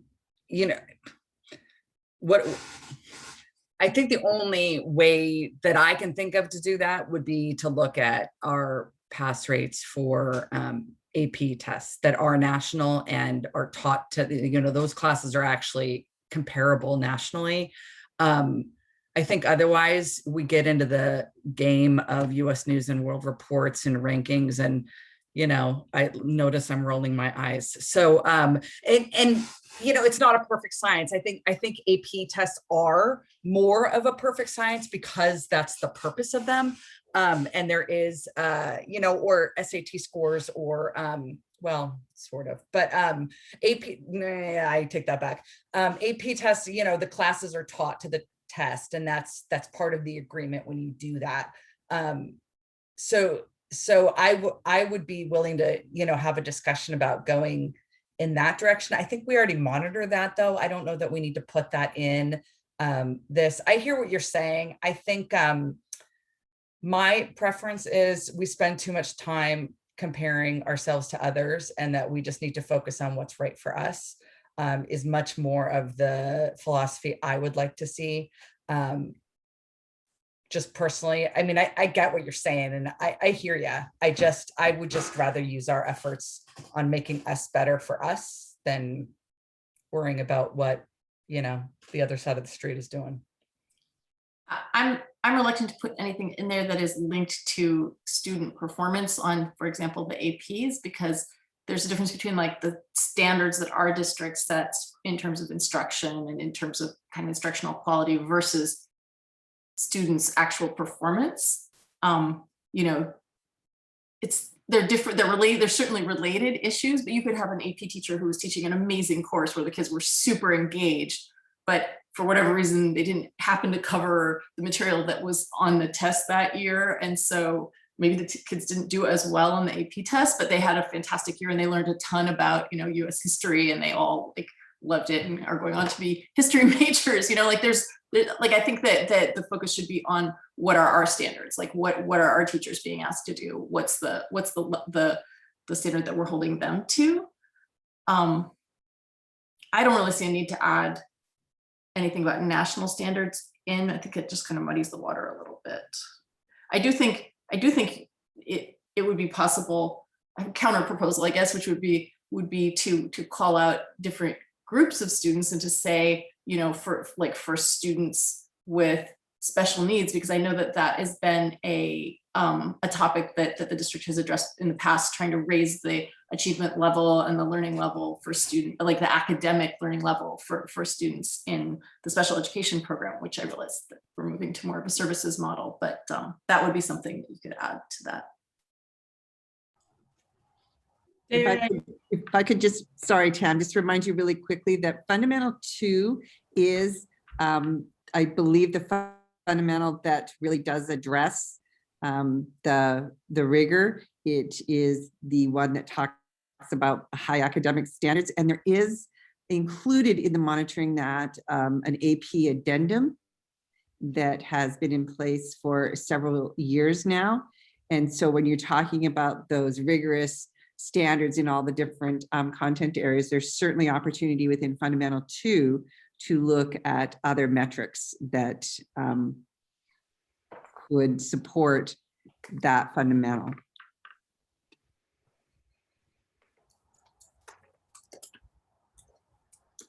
I was going to add that I appreciate that you brought that up, David, if this is aspirational, and we're lucky to have the current makeup of staff and administration who are exceeding, I think, state standards, because sometimes state standards are pretty low. and making sure that it's like, you know, it's just kind of like a really baseline. So I would be open to just, you know, academic standards that exceed, if this is aspirational, something that we want to do, and if we want to make sure that our policy goes beyond any individual who is working in the school district, that's what we're intentional about pushing, that we're just not meeting state standards, but we're always looking to do more. And so we can just take out, put standards that exceeds state standard, and that identify what exceeds mean later. Actually, thank you. I do appreciate the discussion. I think the discussion is great. I suggest no changes right now, and I will think about this a little bit more deeply. And I appreciate Donna's feedback also regarding Fundamental 2 and how to make this a little bit more concrete over time. So I appreciate the discussion. Thank you. I just wanted to chime in that I'm looking at the AP addendum to Fundamental 2, and it's organized by, just as a refresher for everyone, because I didn't remember, it's organized by kind of topic area, and it's percentage of students who enrolled in, for example, AP Studio Art Drawing, percentage of students who took the exam and scored 3 or higher. And then it goes year by year across 5 years. So you can see that level of kind of granularity seems useful, because then you can kind of see the trend. You can kind of see, are we getting more kids in those classes, fewer kids? So thank you. Other comments on the language here? Like, that's one so far out of 10. I'm wondering if we want to add, I'm looking at number 8 that looks at school improvement plans. And now that we have district improvement plans, if we want to add reference to that. I don't have a specific proposal. I mean, we could really just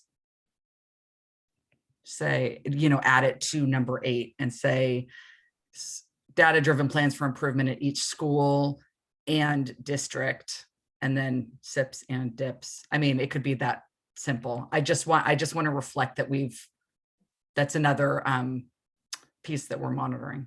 Or district improvement plans as they touch on instruction specifically, since this is about the instructional program. Something like that.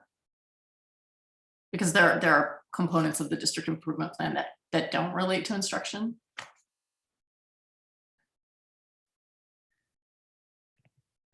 I mean, when we say what the SIP doesn't refer to that, I don't think we need to get more complicated personally. I just want to reflect the work that's being done.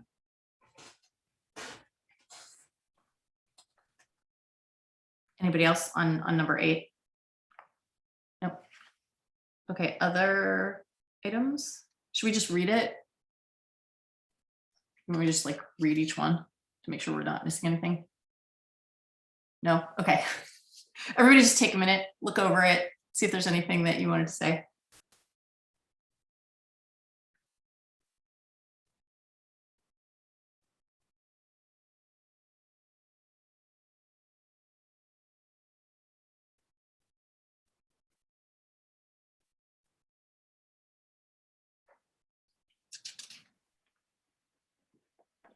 This might be something for future consideration, but maybe adding an additional piece in, because this is about the superintendent ensuring that the instructional staff do these 10 things. And I wonder if in here, if there's a statement to equity lens, and ensuring that instructional staff apply an equity lens when developing curriculum, or if there's a space within here to do that. I don't have the language for that tonight, and that as we continue to work on that in the future, maybe keep this in the back of our minds as an opportunity. I like that. It's embedded across everything in the district, but I could see that maybe. I would just add that as an 11th item.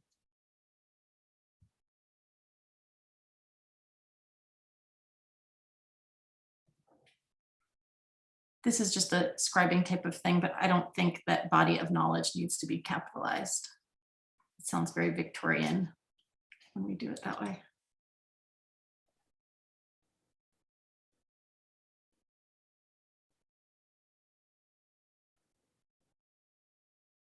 Anybody else? Any other input on adding something about applying an equity lens? Nope.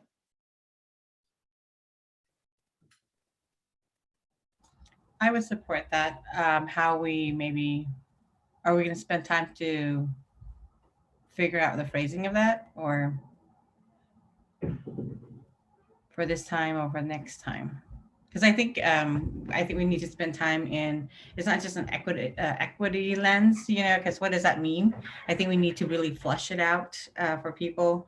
Sometimes we have different understanding of certain buzzwords, and it's really how does the instruction reflect the reality of our students, right? And how do we make sure that they get a comprehensive education that is also from students' perspective, lived experience. So sometimes if that equity lens is that, wonderful. But so I just want to flush those kind of words and what does actually mean out amongst the board. So maybe time to flush that out, that statement out, maybe time. Do people want to work on that now, or put it under their hats and kind of think about it for the next time this comes up? I don't have to do it now. I mean, I can work with somebody or at another time to. Do two of you guys want to work on this, like Tam, you and Brian, or want to work on it independently?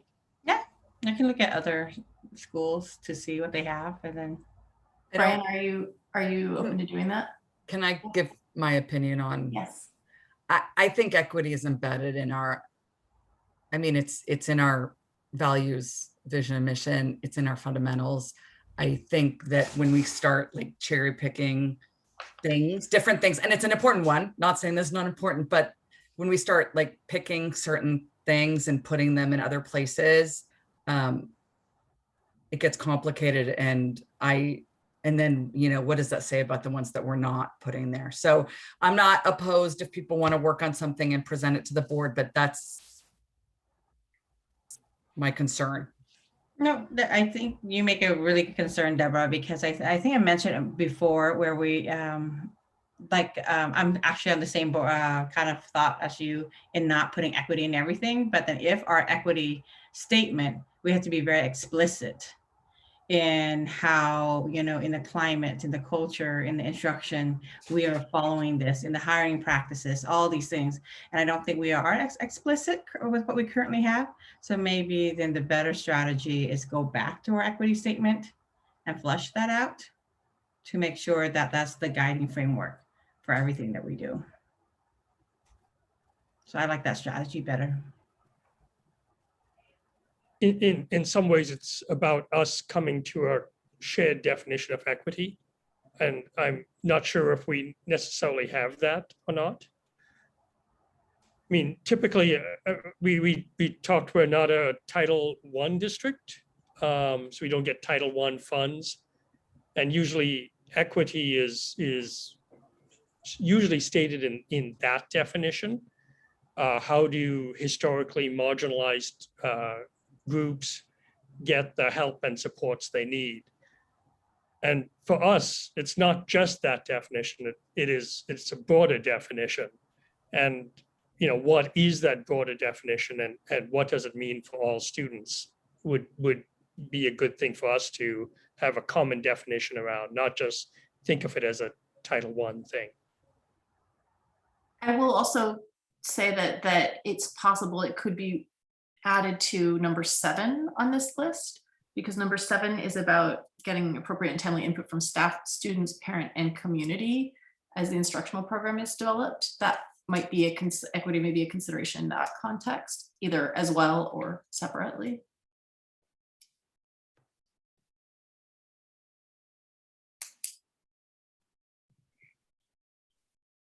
So Tam's willing to work on this. Brian, are you interested in forming a little committee to think about this or talk about this further, I'm open to hearing suggestions. If it's there, no, I'm always happy to work with Tam. So Yeah. So, okay. Let's Yeah, we'll have you look guys do on that. it. And then Yeah. maybe we'll look at, see where it's best fit, and we'll recommend where we see it might be, and then maybe we can alter the calendar to have that conversation. Yeah. Okay, great. Are there any other items that have caught anyone's eye as needing an update or a change?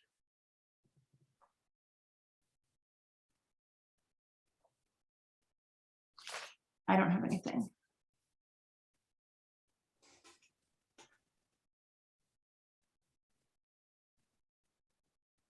It feels pretty like spare in a good way, like in an efficient way, like linguistically, it's like it's mostly doing what it's supposed to do. So if there are no other comments, then we will move on to the consent agenda. Yeah. Can I get a motion? I move that we approve the consent agenda as published. Second. The motion is to approve the consent agenda as published. All in favor say aye or yes. Or oh yeah, sorry, discussion. Yeah. Yeah. Can I make just a statement? Yeah. Around this, and this goes back to one of our parents today who presented their concern about about our hiring practices. And I just wanted to acknowledge like parents in our community who are bringing up concerns and how difficult it is that, you know, when parents are telling me that they fear potential repercussion to bring up concerns, that's really distressing to me, even though I haven't seen any examples of that, but it's just like the feeling and the perception is still real, right? So I just want to acknowledge that. And so, and I love, you know, I really like Megan, and I love how her background really seems to align with our the district values and missions, and how I can see her really carrying on really a lot of our EDI work, and that's really exciting to me. So then it's further kind of distressing to see parents, you know, who are concerned about our process. So then I feel like then that's on us, because sometimes when if there's feelings of process that are not as transparent, or there's maybe lack of equitable access, then it makes it harder for our staff to interact and work with, you know, it just kind of create unnecessary kind of problems between community and the district. So as I guess moving forward, I just want to put it out there as, you know, last time, Fred, when you were sending us that information about our plan to OSPI, and there was the equity framework of, you know, when we meet with parents to see their needs, and you did a really great equity framework. And as we're talking about this equity thing, and maybe something Brian and I will need to flush out too, it's like, do we have that framework through everything that we do? Do we have that through our hiring practices?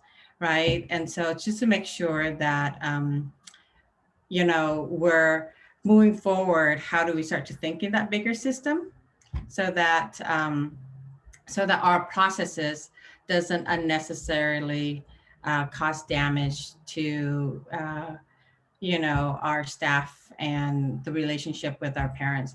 But yeah, I just want to acknowledge parents who feel, you know, who have the courage to speak up. And I hope that no one ever feel like there might be repercussion, because whether it's true or not, it's just distressing, I think, as a board member personally. And I have never seen any, I've never seen that in our district, but, you know, just wanted to acknowledge that there are those who may not feel as comfortable in sharing their thoughts with us. Tam, thanks for that. Let's go ahead, and we still have to, after the consent agenda, there's still opportunity for board reports. And then that's fine. And yeah, I just wanted to make that statement, and then, but yeah.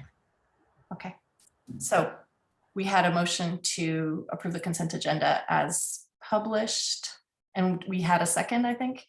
Yes, okay. All in favor of the consent agenda being approved as published, say aye. Thank you. All opposed?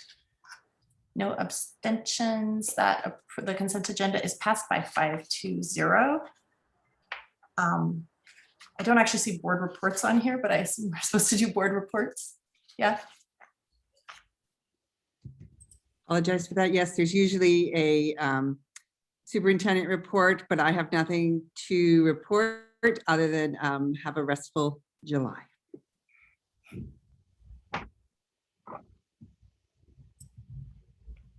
Anybody else? David? Yeah, I'd just really quick, I'd like to send my thanks to Deborah and Brian for the roles they served.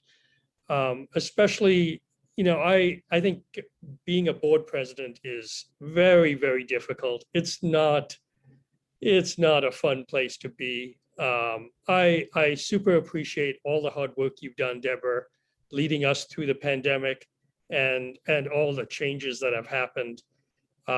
It's a tough seat to sit in. I think we gain experience and become better board members because we have been in that seat. So I do not envy you. The role you play in it, it is really not a job that anybody wishes. So thank you very much. And then also another thanks to Brian. You've been legislative assistant for legislative advocate for a long time now. Oh my goodness. Thank you so much. You are there must be a statue of you at the Capitol right now for all the work you've done. So thank you very much for representing us. Thank you very much for sharing all the information you have about how schools and education will evolve. It's made a huge difference towards the way the board works and what happens here. So 2 rounds of thanks to both of you. Maggie Ty, I want to concur with David's thanks to Deborah and Brian. I don't think I will bring the same enthusiasm to the legislative role as that Brian. would be hard to do. But I will try. So thank you both. And I also want to thank Maggie Ty and David for stepping up. You know, it's a lot of work even to do all this extra. And Maggie Ty, you're always so willing and collaborative. And, you know, and thank you, David, for your historical knowledge. I think during this time, we will really rely on this as we're moving through the levy process. And how can we reconnect with our community and move forward the levy together for our students. So I'm very hopeful that with Maggie Ty and David, that you guys can help lead us through this process. Thank you. I wanted to say thank you to everyone, both on the board and on the staff for helping to support me tonight, since this is the first time that I have run a meeting of this nature since 1988, when I was in Model United Nations representing Sri Lanka at Yale University. So I'm a little rusty, but thank you very much, everyone. I wanted to also say that that public input is always welcome. In Mercer Island School District, we do read every email that we get. I will now be taking over the job of responding to those emails. But we do read every email that we get. We welcome people using the public comment time at the beginning. There's lots and lots of different roles that community members can play in the district, volunteering for some of the committees that we've been hearing about tonight. Well, you know, coming to public meetings. I love it. There's 8 people attending this meeting right now, which is a little low for us in this COVID year. And we certainly welcome hearing from people. So just wanted to reiterate that. Thank you, Deborah. I just want to kind of build on that. First of all, thank you. It was a pleasure and honor, pleasure sometimes, honor all the time to serve as president. It's been a really, really challenging year and a half. And I've personally grown, I think, a lot as a result of it. And I appreciate each of you for your support. You know, it feels like a goodbye. I'm not going anywhere. But thank you. I appreciate the gratitude. I agree. I know there's been frustration, at least in terms of with me and my role in terms of responding to emails. It's my philosophy has been when it's an operations question, it's Maggie Ty's going to do what feels right for her. And just like Tam, you should feel comfortable. You have your role, and Brian did it one way, and you be you. So none of us are looking for you to be anything other than you. The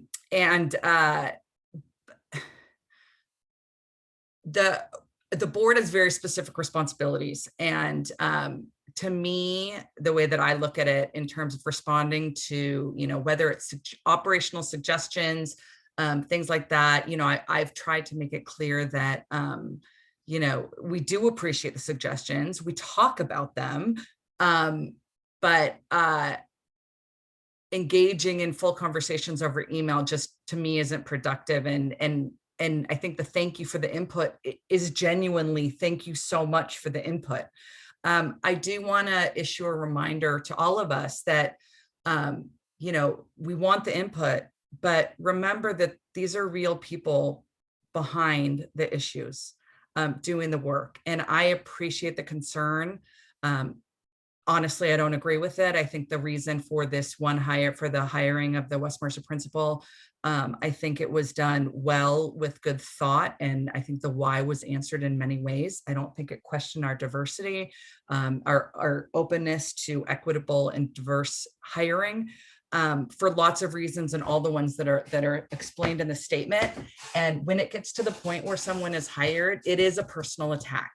And I'm terrified that Principal Isaacson is now going to not feel welcome in our community because of that. And I think that we need to be very careful about how our suggestions and input impact the work that people are doing. They're dedicating their careers to support our children. And none of us agree with everything that anyone does. Even probably amongst ourselves, we all can look back and say, oh, I should have done that different, right? So let's look at intent, and let's express our gratitude for the people that are willing to, frankly, take a whole lot lower paying jobs than most of us are willing to do, which allows us to live in this amazing community. I think one of the benefits, as Donna often says, is, we are in a community that cares so much about education, which is why we get so much input. It's a double-edged sword. Just be careful in terms of how your input affects people, please.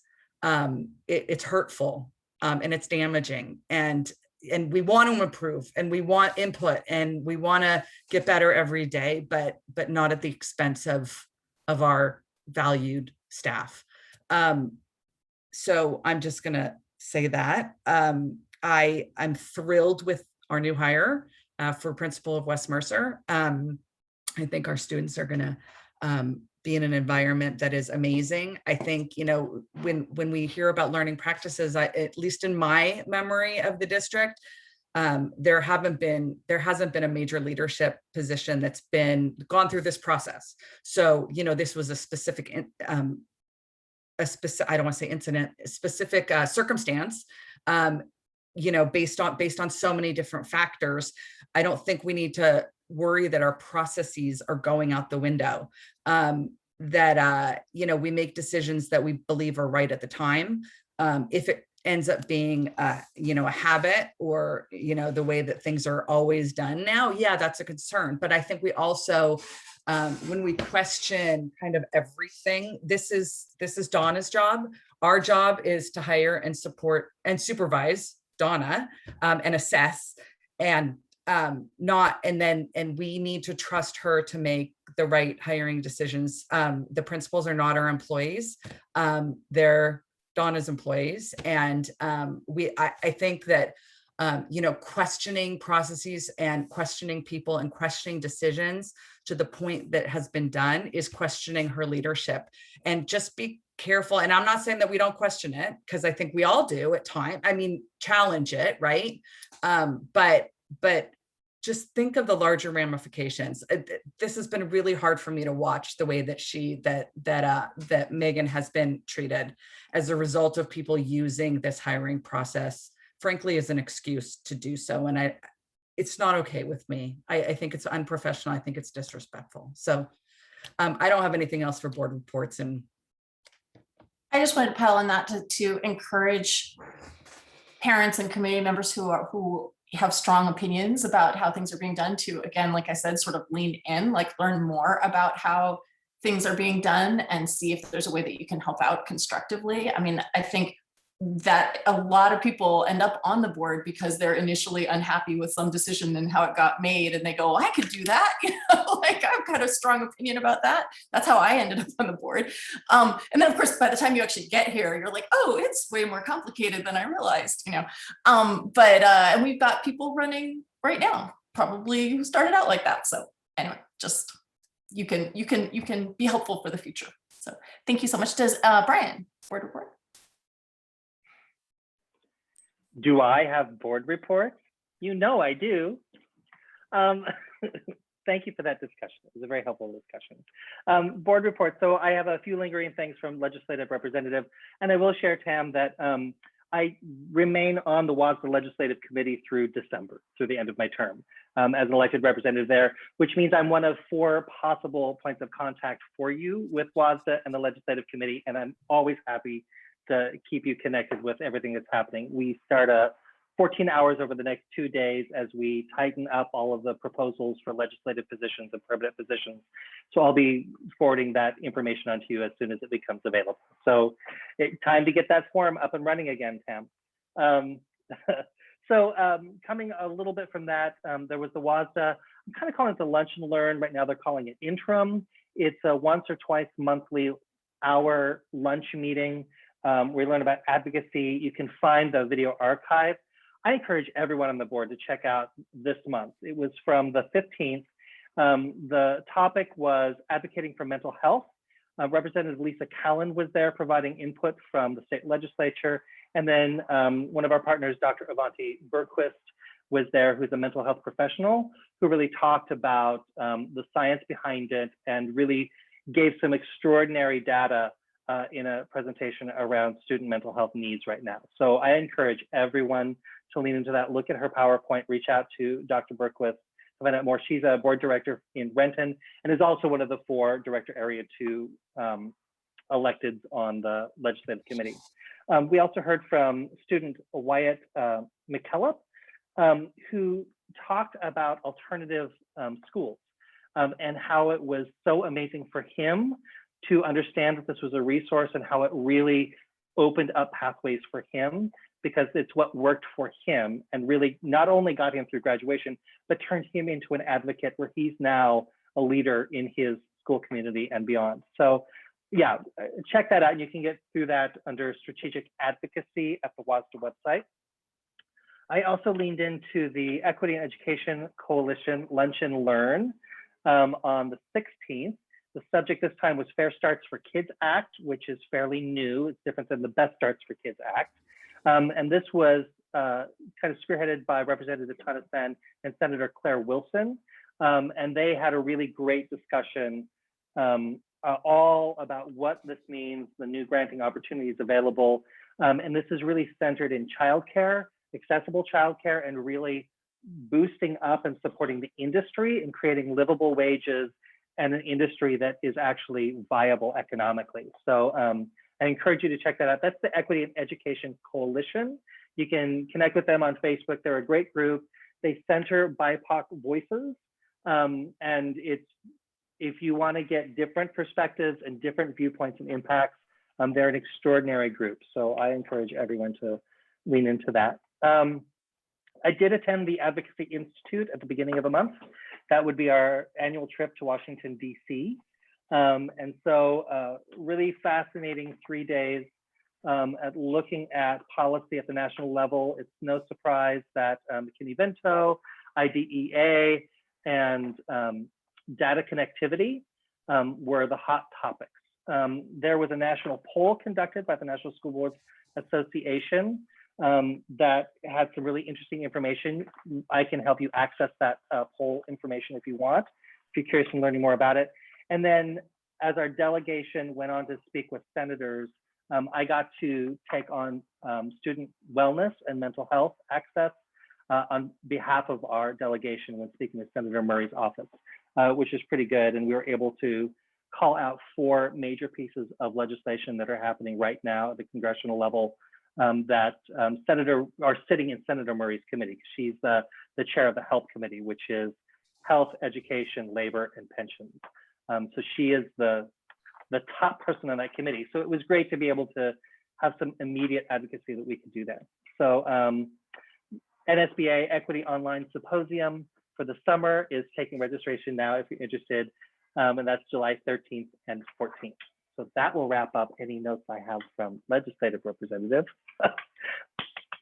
I was able to attend on the 15th, the Island Park PAC meeting. It was the last one.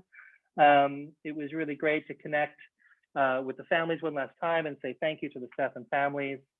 A lot of enthusiasm about returning to full return, continued encouragement to get kindergarten families to enroll and go ahead and commit to that.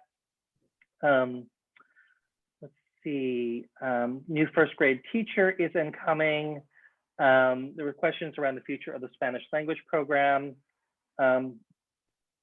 And questions around the Island Park Gala. So I think there was that, Island Park has a history of a big gala where they raise money for paraeducators. And I think there's some questions in the community, especially around PTAs, around paraeducators and support and when can happen, especially when we're looking at reduction in force. And so I think that's a conversation that will continue in our PAC meetings and across the district with our associations, foundations, and boosters and all of that. And that's an ever evolving, and it has been ever evolving since I first came onto the scene 7 years ago. The Superintendent's Equity Advisory Council had its final meeting on the 3rd. It was about building external partnerships. We had some breakout groups. We spoke a lot about inclusive schooling. How is the staff being supported, structural work to promote social justice and equity. And then there was a really nice presentation sharing around inclusive education, which we learned a whole lot more about this morning. Really great work happening there. I'm sad to be rolling off of that committee. So it was kind of a sad farewell to everyone. And I know some folks are rolling off and new folks will be coming on next year. I think there's just great stuff happening with that group of people. And it's a entirely different, everything is completely different than when I first stepped into that 3 years ago. So that's a hat tip to Superintendent Koloski and the amazing mountains you've been moving, and to Dr. Rundle, the mountains you've been moving with that group. A group that was, when I first came in, there was a lot of pain, I think, and it was a really difficult room to a group now that has challenging conversations, tackles big challenging subjects, but is always constantly making progress forward. So, I mean, that's a credit to the two of you as leaders guiding that group. The Northwood PAC meeting was on the 3rd. That was the last one.